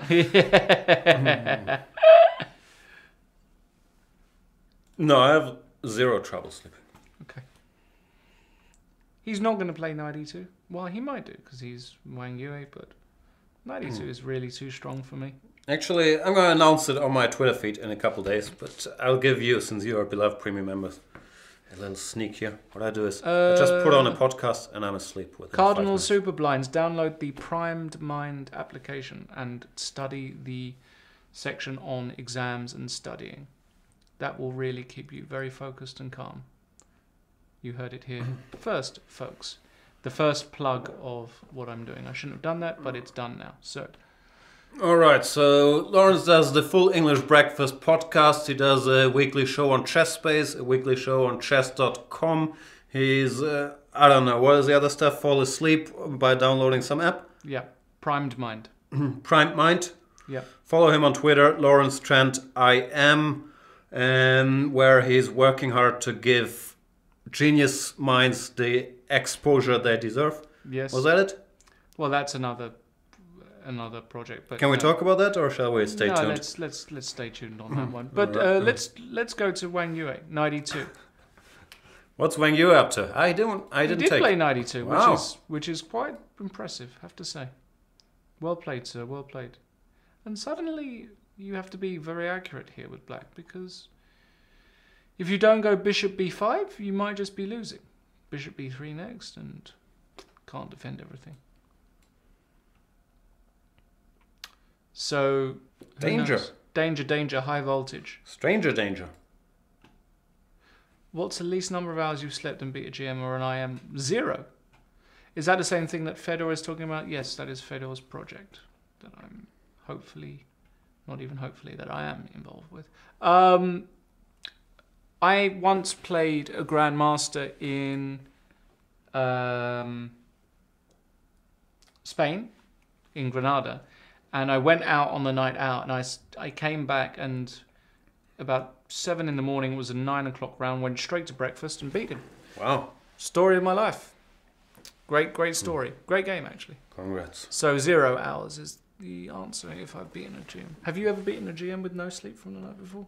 Thing is, I am a Grandmaster, so I don't brag that much about beating Grandmaster. I know, but... But no, normally I sleep. Oh, okay. No, I don't think I ever beat anybody with no sleep. Maybe when I was younger, but no, normally I sleep. Okay. Let's go to the Kramnik game, because it did get it mildly exciting. And Vladdy doing what Vladdy does. Bishop b3, so what happened? g5, g6. Okay. Can we go to g5, g6? Yeah. No, and rook d4. Why didn't he take the pawn? That is a bit odd.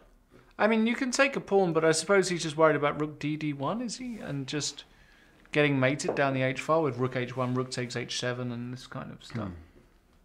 So he went queen h3. And, strange choice, though. Yeah, he must have been scared that. Yeah, of course he's scared. And rook e4. But, I mean... Kramnik! Really taking chances, but still pushing. Now he once again wants c5 and d6. Yeah. And Radek with 19 minutes. So he's got enough time here to find his way. But what do you do here with black? Because if you take on h2, c5... Yeah, I think you ruled that out, especially after you didn't take last move. And what's to go here looks just too dangerous. No, maybe the other way, the other way. Pawn takes? Yes. Rook takes e6. Takes. Okay, 1 second. Queen d2 check. This is actually quite an important little movie. And this position he's never losing. He's a pawn up and rook ending and so on. Yeah, so actually this I think is a very legitimate continuation. Maybe. It's just strange that you ignore that pawn here, but then after rook e4. Yeah, but now the difference is he hasn't got rook d1 and coming round the back. Ah, okay. I didn't like this. I mean, I don't know, but looked as though my queen was getting really in trouble here. But now with the rook on e4, I can take on h2. c5, bc, d6, and then this is actually a fairly simple line for somebody like Radek to work out.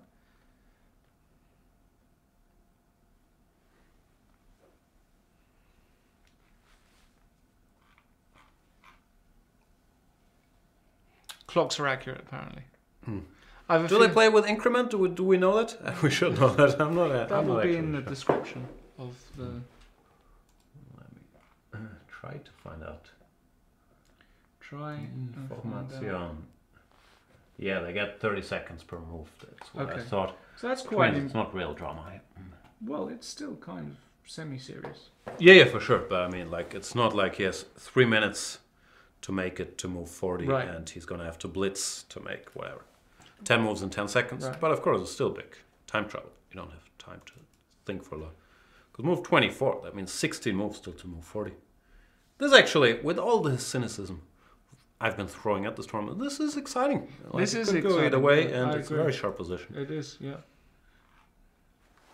I don't imagine that Radek will play a move like rook f8, something very passive. If I was black, I would take on h2 here, for sure. Because I don't see another way. And I see queen d2 check ideas. So, yeah, it's quite simple. We'll see what happens. But it feels Your like at least, your bet is looking actually semi-okay now. anything can happen. Well, yeah, it looks like at least Kramnik has the, I'm not sure if the chess initiative, but the psychological initiative. It's clearly him that's trying to make things happen and push for victory. And Radek has been trying to consolidate, but not, I don't know. Maybe I'm I'm reading too much into this decision not to take the pawn. But it looks like Kramnik is the side pushing, even though he's not necessarily better on the board. What are your chess goals nowadays? They're saying in the chat. Mine? Yes. I just try to play well on the rare occasions that I play. But since that's normally 1 or 2 tournaments a year, I don't really have any chess goals. But when I play a game, I'm as motivated as ever.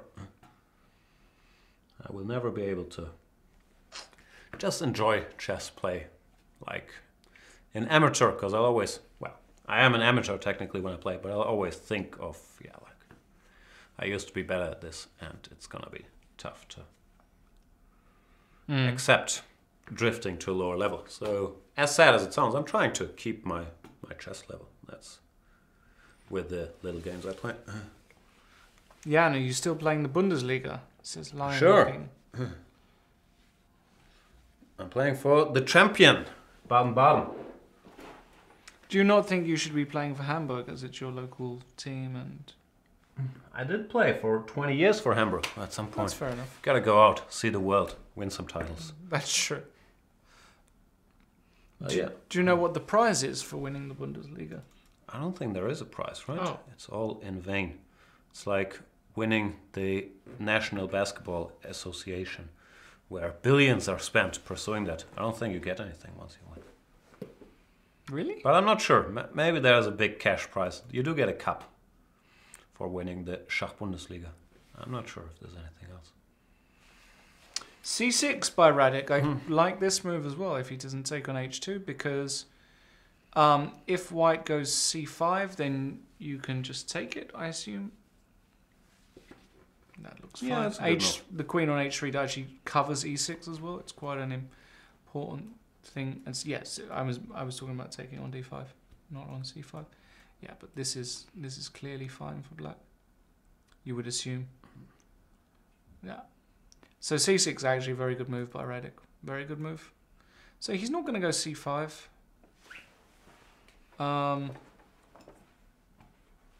So what is he going to do? If he takes on E6, bishop takes E6, I somehow C5 there? This looks logical, no? How about rook D3 is coming? Ah, rook D3. No, you just immediately... Hang on, we can take here, huh?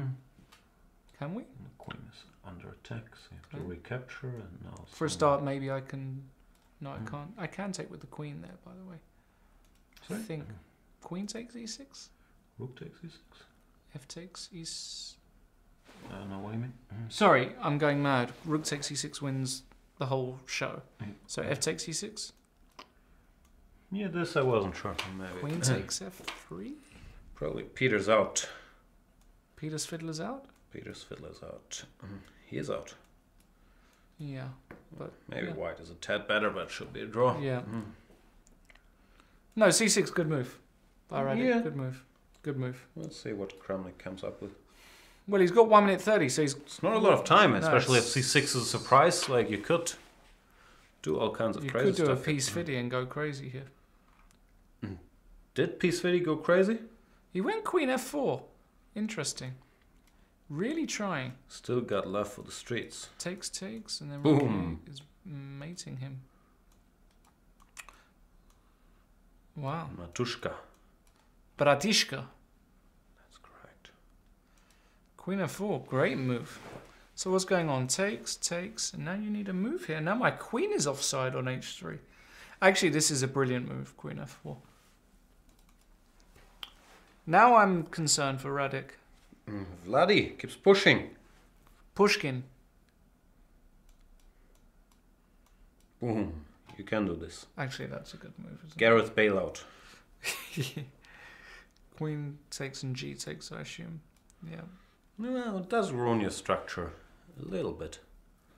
So I'm not sure how happy you are, but if we want to bail out, we could. Because I'm happy. Are you? Yeah. Are you? Nah. It's not really in my nature. What is in your nature? It's a good question. I'm not sure. I'm not sure happiness is in the cards. Have you ever been studied by a psychologist? I should have psychologists studying me. Maybe even post-mortem. Right.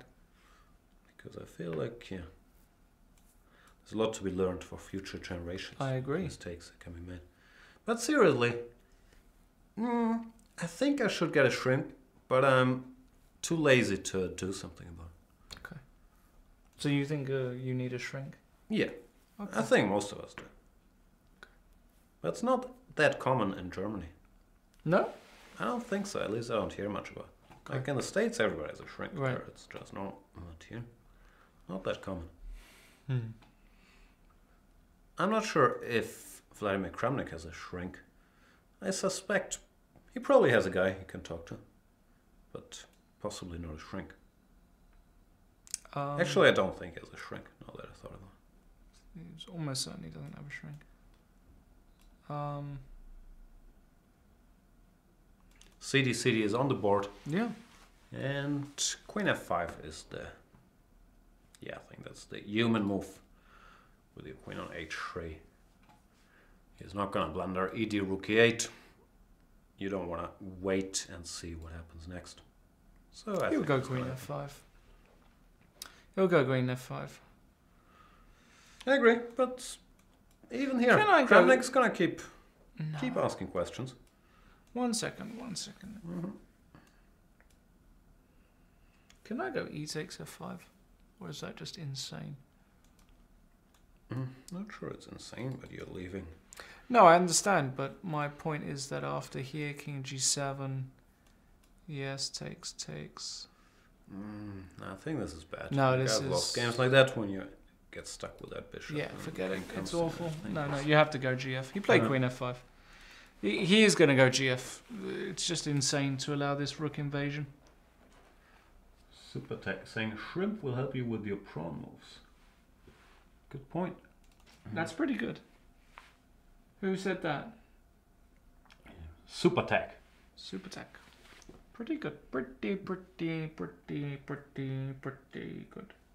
When's that coming back? That's Curb Your Enthusiasm. When is it coming back? Oh. This year, right? Yeah, I think there's a new series this year. Larry. Who's your favourite Curb Your Enthusiasm character? It's a tough question. Really tough. Like regular? Yeah. So I can't choose Crazy Eyed Killer. No. That is a fantastic episode, though. I don't know. Obviously, I love Leon. This is a tough question. I don't dislike anybody. Do you know who I really like? Richard Lewis. I was just about to say Richard Lewis. I promise you, that's the name I had in my mind. I love Richard Lewis. Richard Lewis is great. He's like you, but longer hair and Jewish. Yeah. A little older, but a little older. Yeah. He's fantastic, Richard Lewis. It's just such a great show. It's just the best. Is it your one of your favorites? Yeah. Always been, of course. So you'd be happy watching some episodes with me eating some popcorn at your house, maybe at some point? We can do that. Yeah. I'm even happy watching old episodes. Like I've seen I love every season. I've seen it multiple times. Yeah, me too. D6. Wow. Allowing Queen takes F4 with check. Thrifty is saying, I didn't like Larry's wife very much. Cheryl, Cheryl, she's an acquired taste, but in all these comedies you need the one or two normal characters to like balance everything out. So they never get the big laughs, but you need them to make the whole thing work. D6. Now, can I take on F4? Yes or no? It's check. So well, I mean, you can, and bishop takes E6, and just égalité, no? And égalité. And can I go? It's just equal. I think Kramnik decided I have 44 seconds on the clock. Let's not go too crazy today. And after D6 we can see the end of the road. Okay. Still, Queen F5 was... Yeah, good move. Good move. Yeah. No man takes, and this more double-edged. You can still play for all results. But probably the clock situation. And you are a pawn down for now. Did not convince Vladdy. Vladivostok.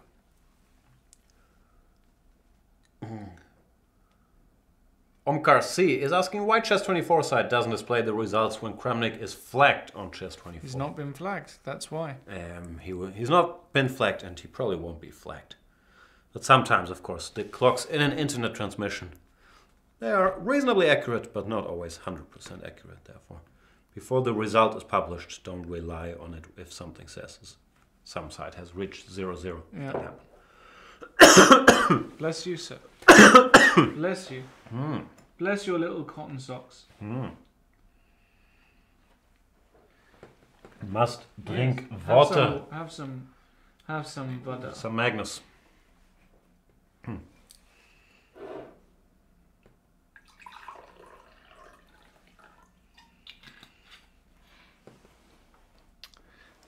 Congratulations to Gavin, by the way, good friend of mine, one of my best buddies, just became a father today. So, congratulations. He's not watching, he's not a premium member, but I thought I'd say it anyway. Because you know the feeling of becoming a father, he now knows the feeling. Even if he was a premium member, maybe the day he's becoming a father, he shouldn't be watching. I think that's kind of fair. Even though it is an exciting game. It is. It's definitely... Let's go to the Wang Yue game. Come on. Versus Nissi. Because they are also only on move 26. So there's still some stuff going on here. But actually... But Gareth Bailout is once again in business. Takes. And let's get rid of all the pawns. Or maybe rook c2 is better than bishop b2. This looks like a draw, no? There's not so many pawns left. Yes, bishop d3, rook takes b2, take on f5, and just draw. Yeah, maybe keep this. Well, black is better, but it should be draw. Draw. Oh, there's also, maybe there's tricks. Ooh! Tricks! Rook f5. But rook no, a1 rook and check. king e7. Draw. It will be draw. There will be draw. You can lose this with black. Omkar C, full of questions, this man. Jan, please tell us when we can register for tournament you are playing. What's that? The Chess24 Blitz tournament? When is it? On Thursday, right? I don't know how stuff works. I think like the registration opens like an hour or two before that. Are you playing the tournament tonight? No, we have some Blitz tournament on Chess24 on, I think, Thursday, on the rest day at 6 p.m. where you can partake. And I'll do a Banter Blitz show and crush all of you, the usual. You will do a Banter Blitz? I will film myself crushing everybody in the tournament. When is it? When does it kick off? Thursday, I think 6 p.m. Oh, I might reg, might... Go ahead. Can I join that, or? I think you can join it. Will we play? Unlikely, because I'll probably win all my games and you'll be stuck in the middle. But in theory, we could play. Okay. So it's all going to end in a draw today. Who would have thought it? I would have thought it. Right. So that means none of us wins the cappuccino? That's true. That's a bit sad, isn't it? Not particularly sad, no. Don't you need like a decisive outcome to satisfy your competitive nature? No. No? Bishop d3, rook c5 is very cute by Nissi, by the way. Oh, tactics. Just like, you know what, buddy? I'm going to make a draw so easy here. Let's go home. Let's go home. Feed the fish.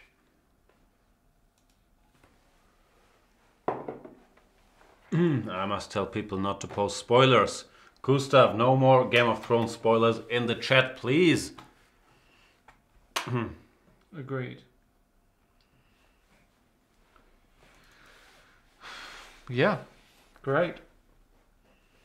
And Thrifty is right. There wasn't that much happening in the episode, but it's normal to, set the landscape in the season premiere. Show where the pieces are on the board. Apparently it got 18 million views. It's like the most viewed episode ever of all time of anything, right? That first episode. I have no idea, but that show is doing pretty well, I think. I mean, it's these guys must be raking it in, right? Jon Snow?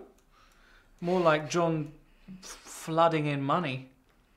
Wow.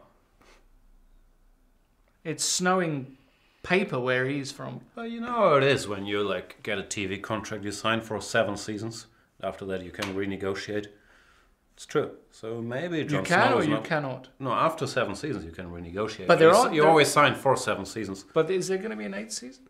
There is probably going to be an 8th season, which might be the big payday. Unless they decide, you know what, Jon Snow is too expensive. Let's kill him off. Yeah, but you know what? I think he's doing just fine otherwise. I think he's probably not starving, but I'm saying, like, sometimes you think these guys must be bazillionaires now. But no, they signed a contract 8 years ago. They're not. Maybe du hast recht. Maybe. But Jon Snow, he got great opportunities, like appearing in 7 Days in Hell, the Andy Samberg Wimbledon mockumentary. I didn't watch that. It's funny. Okay. So we're kind of rushing along here. Basically, opposite colour, rook, bishops, all that kind of stuff. Just a draw. And by the way, Wang Yue did not exchange the rooks. Yes, he's going to play on. No, it's just a draw. He might play on. The Hawk is pointing out Season 8 the last. That's what's been announced, even though there's some talk about Season 8 Part 1 and 2 and whatever.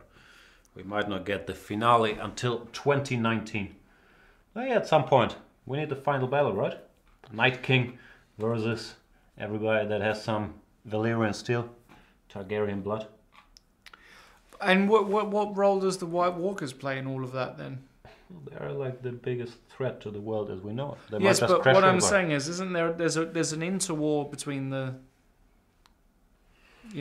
That's the point. All these wars, us puny humans are fighting amongst each other. Irrelevant. They don't matter in the big picture, and you can call the big picture White Walkers or climate change or the asteroid or whatever. I think that's what he's trying to tell us. So it's one big moral of the story is. I don't know. Maybe he just wants to have boobs and dragons. It's also possible. But I would say the moral of the story is stop with the puny infighting. Kill all the White Walkers. Okay. Great. Wonderful. I'm not sure how wonderful that is.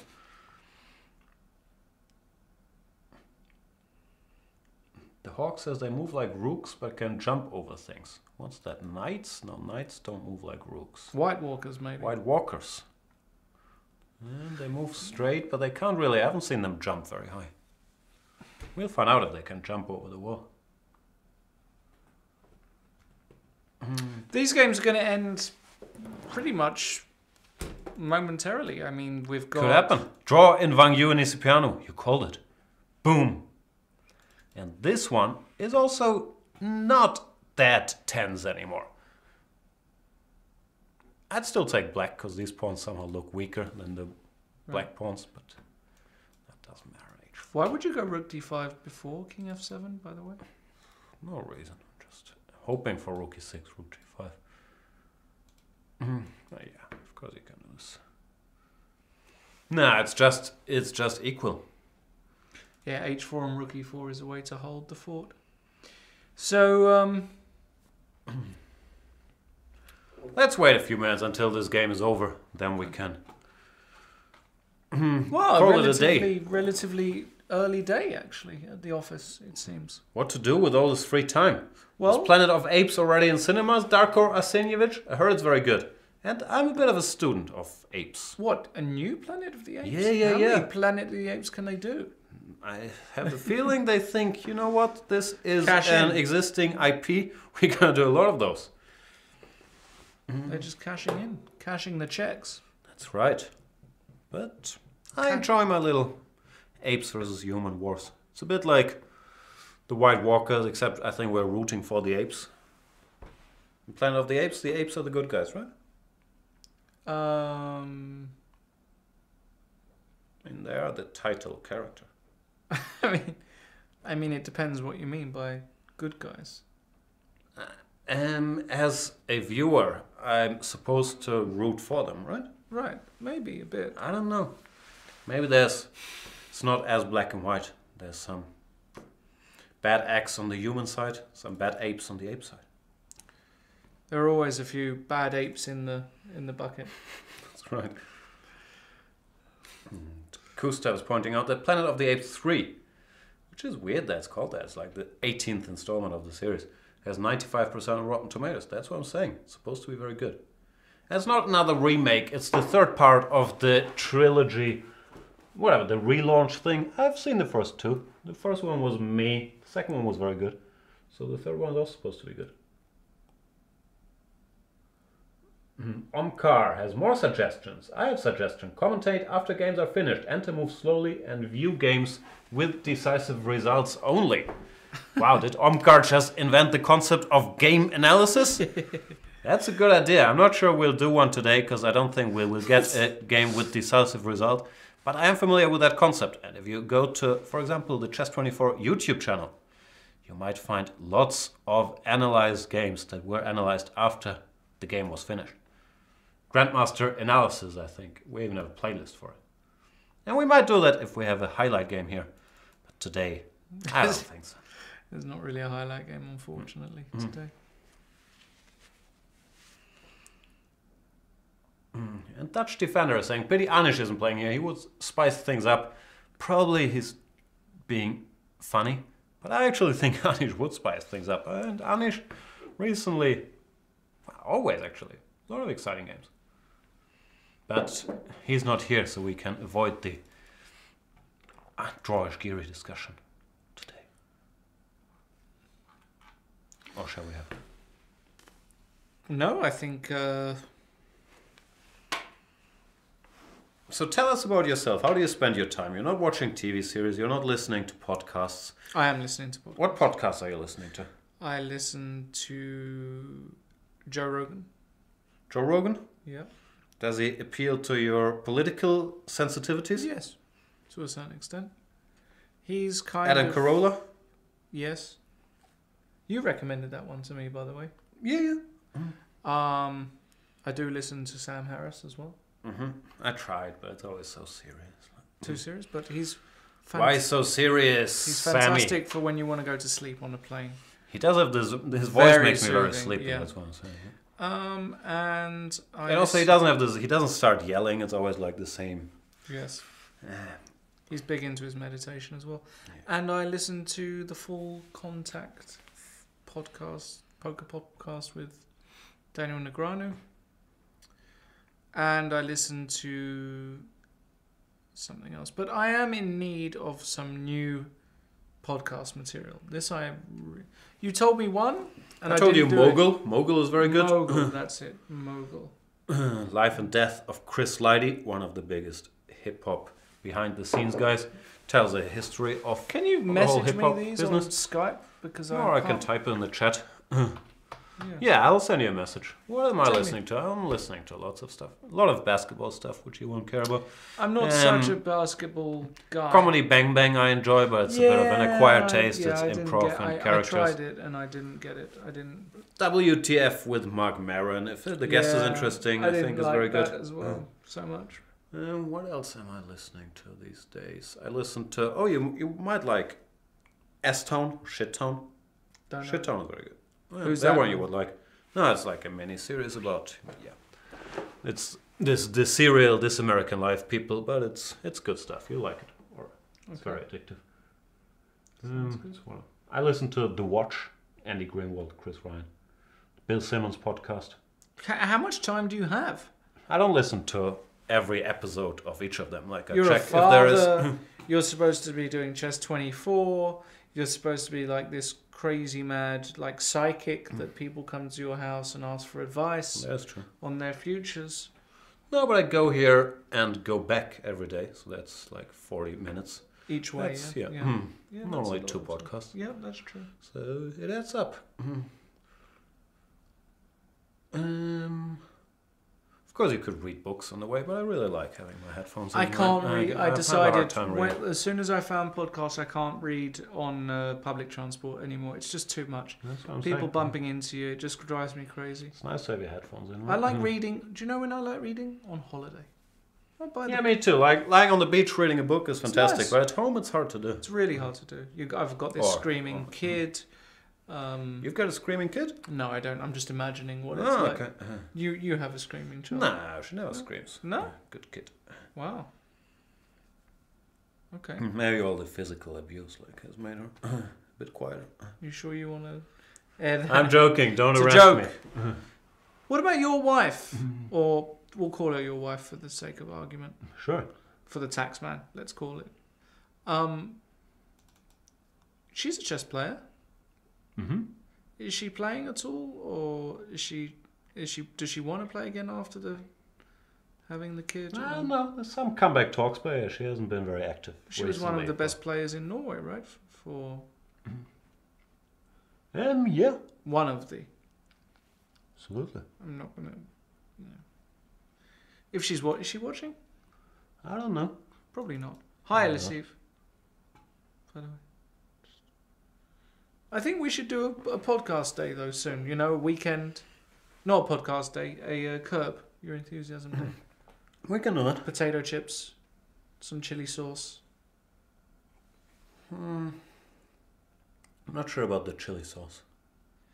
So, some. What do you like? Like this creamy, yogurty kind of. I've got the German word, which is the first time ever, and I can't remember the English word. Knoblauch. What are you talking about? Creamy yogurty. Knoblauch. What is garlic? It? Garlic. You can tell I do a lot of shopping. I do like garlic. Yeah, I do like garlic sauce. Me too. You can have the garlic, I'll have the chili. Mm-hmm. All right. And do I bring my own sleeping wear, or do you have? Is it going to be a sleepover situation? I think it's a sleepover situation. Yeah. Jesus. No, I have plenty sleeping material around the house. Okay. Actually, the family will be gone to Norway for a while. So when? Leaving Wednesday, maybe? Oh no, that's a shame. That's tomorrow. I don't know, days. You don't know when they're leaving? No, I don't know what day it is. It's Tuesday. Then they're leaving tomorrow. Wow. Maybe we can hang out, get Fika there. Beautiful. Get anybody else who you're a fan of? No, that's it. Okay. I think 3's a crowd anyway. 3 is. What are they saying in chat? They want Philidor's autograph, as if things have really gone downhill if they're talking about getting a dead guy's autograph. Is Philidor dead? I read his book about pawns. I think he's been dead for a while. Yeah. Oh yeah, I thought he didn't seem so advanced in his chess views. Yeah. Did I misspell it? No, I spelled it right. François André Danican Philidor. He's only been dead nearly 250 years, but died in 1726. No, was born in 1726. Yeah. Died in London 1795. Died in 1795. Yeah. There you go. Can you imagine they were publishing books? They were looking at this ending in 1750. It's insane. Isn't it insane? Well, the rules to chess really haven't changed, That's so it's true. not that surprising they would end up in that endgame. But still, to just have the imagination to win it and... Philidor's work, L'analyse du jeu, des échecs. They say it's a good book. I lied, I didn't actually read it. I should catch up with it. I believe that you didn't read it. Yeah, here he gives e4, d, d4. Yeah, it looks sensible. Boom. I mean, it's really strong stuff. Yeah. E4, d, e, knight, e5. No, rook f6. Yeah, d4 looks good. Good stuff, Philly. Are we done exchanging all the pawns here? I think we're done here. Will we? When are they going to? Will we drag it out a little? When are they going to accept a draw here?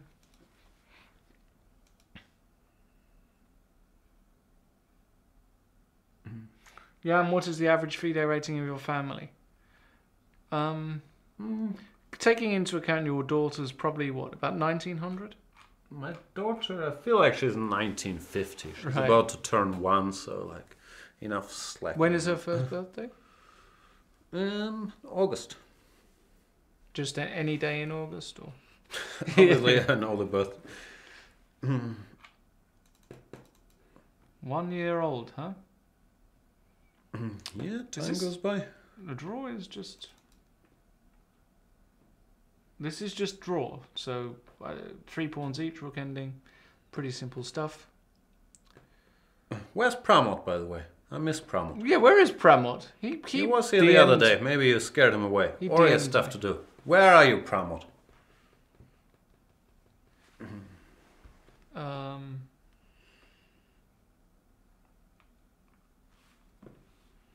We miss Pramod, actually. This is true. I do miss Pramod. Is Pramod in your top 5 people of who you'd like to have dinner with? You know they. No. Okay.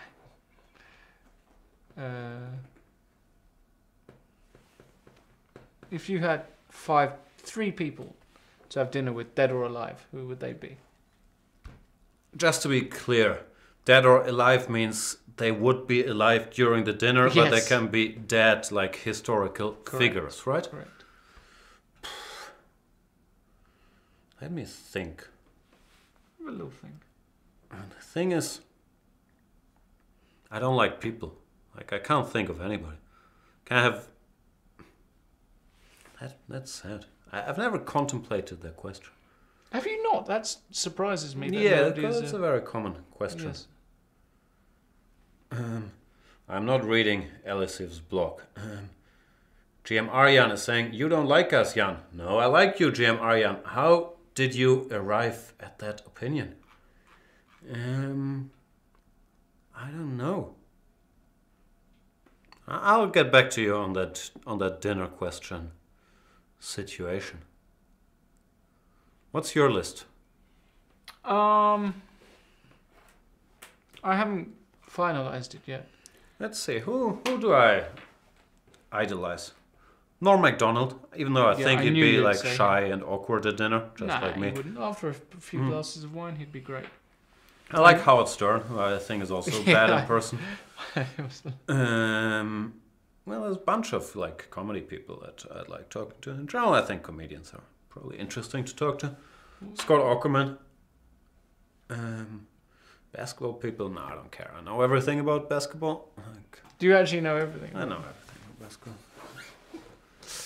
Do you know how many points Kobe Bryant shot in the last season? You're phrasing the question in a very weird way. Well, how many points he's per scored? game or no, just points. total points? Total so points. No one knows total points ever. Okay. You know points per game. Points per game. But I don't know that. Okay. It was terrible. Like he shot like 32%. Like right. Percentage is what matters. Was Steph Curry any good last season? Steph Curry, like Kobe Bryant, by the way, was retired. I mean, the last season he played. Yes, that was the last season. He didn't play last season. He retired. No, the last season he played. Yeah, well. Major for Life says Gilbert Gottfried. Now, Gilbert Gottfried would be you worse kidding person. me? Gilbert Gottfried at dinner? You mad? Yeah, that sounds horrible. You'd end up with a just police sirens. And, you'd end up killing him. You just exactly. have too many glasses of wine and end up stabbing him to death. Yeah, that wouldn't work. Oh, by the way, actually, this is. Do you know what? This is brilliant. You know Gilbert Gottfried? I do know Gilbert Gottfried. He doesn't sound like that. Have you heard his real voice? Yeah, I've heard some normal. It's insane. Oh, of course, it's brilliant. Gilbert Gottfried, I definitely wouldn't have at my dinner. No, you don't want to have. You don't want to have Gilbert Gottfried anywhere near you. But I do think he's funny sometimes. Wow. I think that's. Dutch Defender is asking, who is Batman? Can we reveal that Batman is Bruce Wayne, or is that a spoiler for people out there who've never seen any of the sadness when Batman's parents get shot? Batman. I wouldn't have Bruce Wayne's parents. Bruce Wayne's parents. I wouldn't have Batman. Wouldn't have Spider-Man. At your dinner? I've seen the new Spider-Man movie. It was pretty good. Okay. I'm just not into it. Really. No, so I understand. Not into any of it. Sometimes I'm thinking I'm a 38-year-old man watching probably the 7th installation of a fake comic book where a kid gets bitten by a spider and then has superpowers and jumps on buildings. And then I evaluate if this was a good retelling of that story or a bad retelling of that story. But these are the times we're living in. It's all existing IP superheroes.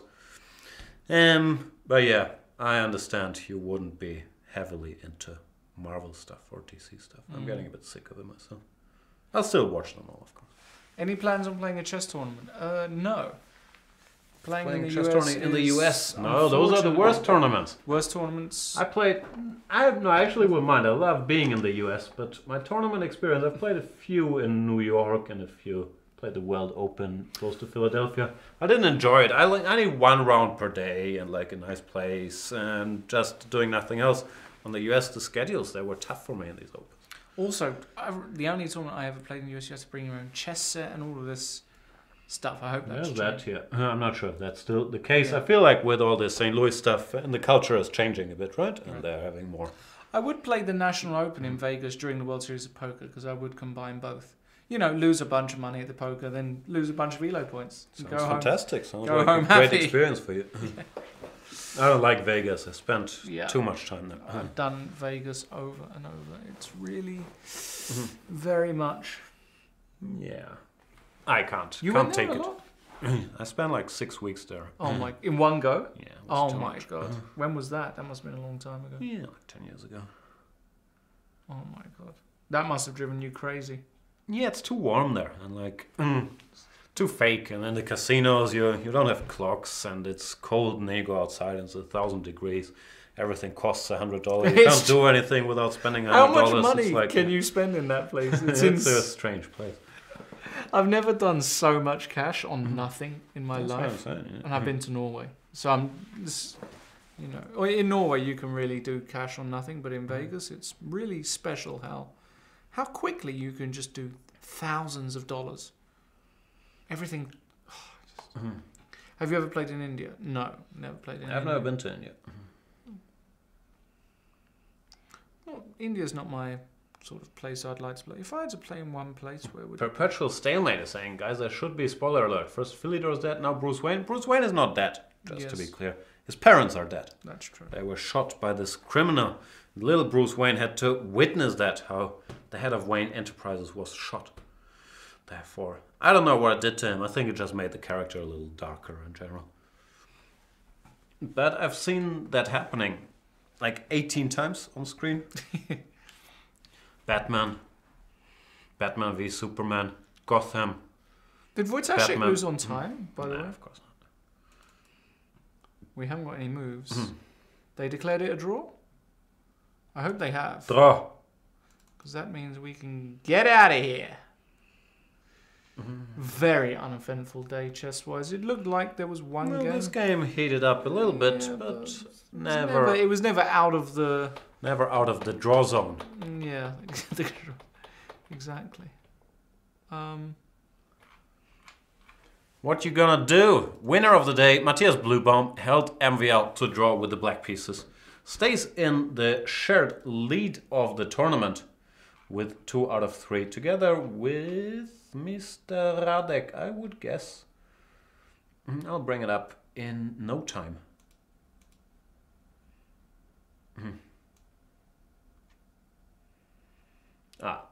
The draw is not official yet in my little cross table here. We'll wait for it to be confirmed. But it is now. It's on the board. Do you want to refresh it? Should be official. All rights reserved. Wow. Nope, still not there. Anyway, Bluebaum and Wojciech on 2 out of 3.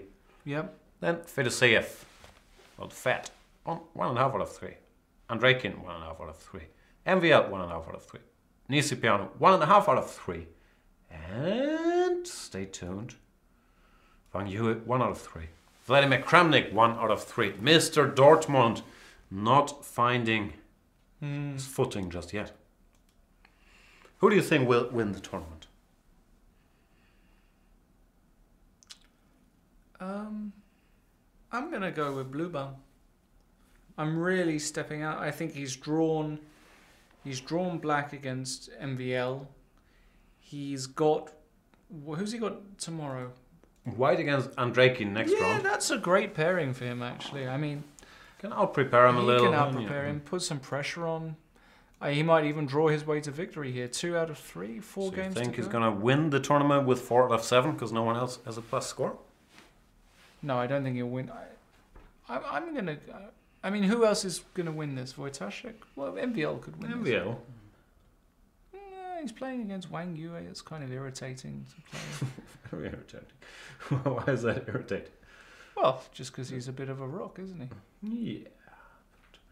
Well, I'm going to say that Kramnik is not going to win this year with 1 out of 3. I think he's got very slim chances. Not too bold a prediction. So you're saying Bluebaum. Can I have the field against Bluebaum? Sure. That sounds fair. I mean, what odds do you want to give me for that? What do you mean odds? Well, you have the field, but I get like 10-1, right? That's crazy. What are you talking about? He's the lowest ranked player. He's your favorite. You could have picked anybody. Now he's the lowest ranked. No, it's just that he's got white against Andrakin that I don't think he'll lose. Then who's he got? Then he's got black against Vachier-Lagrave. He's got a good run out. He's white against Wojtaszek. He won't lose that. Then he's black against Kramnik, but Kramnik might be tilted by then. But that's the top. That's quite a good run out for him, actually. To be honest, decent pairings. I agree. Yeah. I think Blue Bum's going to come equal first. That's my guess. I think we'll come back tomorrow. Is tomorrow the next round? Tomorrow, same time, same place. Here on Chess24, the only place to be. Thank you all the guys who hung out with us in the chat, all the premium members for contributing to the cause. And if you've watched this and not been able to chat because you're not a premium member, can they watch this without being? They can watch it. Go premium to watch the show. We might have the great Peter Svidler joining us again to at least instill a little bit of wisdom into the show. But hopefully tomorrow we'll have plenty of some nonsense as well. Let's just hopefully tomorrow. What have we got tomorrow? The games. What just very we've got quickly. here is failure to communicate. Blue Bar Mandrakin. Let's do a little predictions before we leave, shall we? Blue Bar Mandrakin. Draw. Wojtaszek Fedoseev 1-0. I'm going there. I'm going draw. Okay. Nisipianu Kramnik. I'm going draw. I'm going draw. And Vachier-Lagrave Vachier. God, I want to go 1-0, but you go 1-0 and I'll go draw. All right. So that's what we got. Thank you guys for watching the show. See you tomorrow, 3 p.m. Cheers. Bye. Why did I click?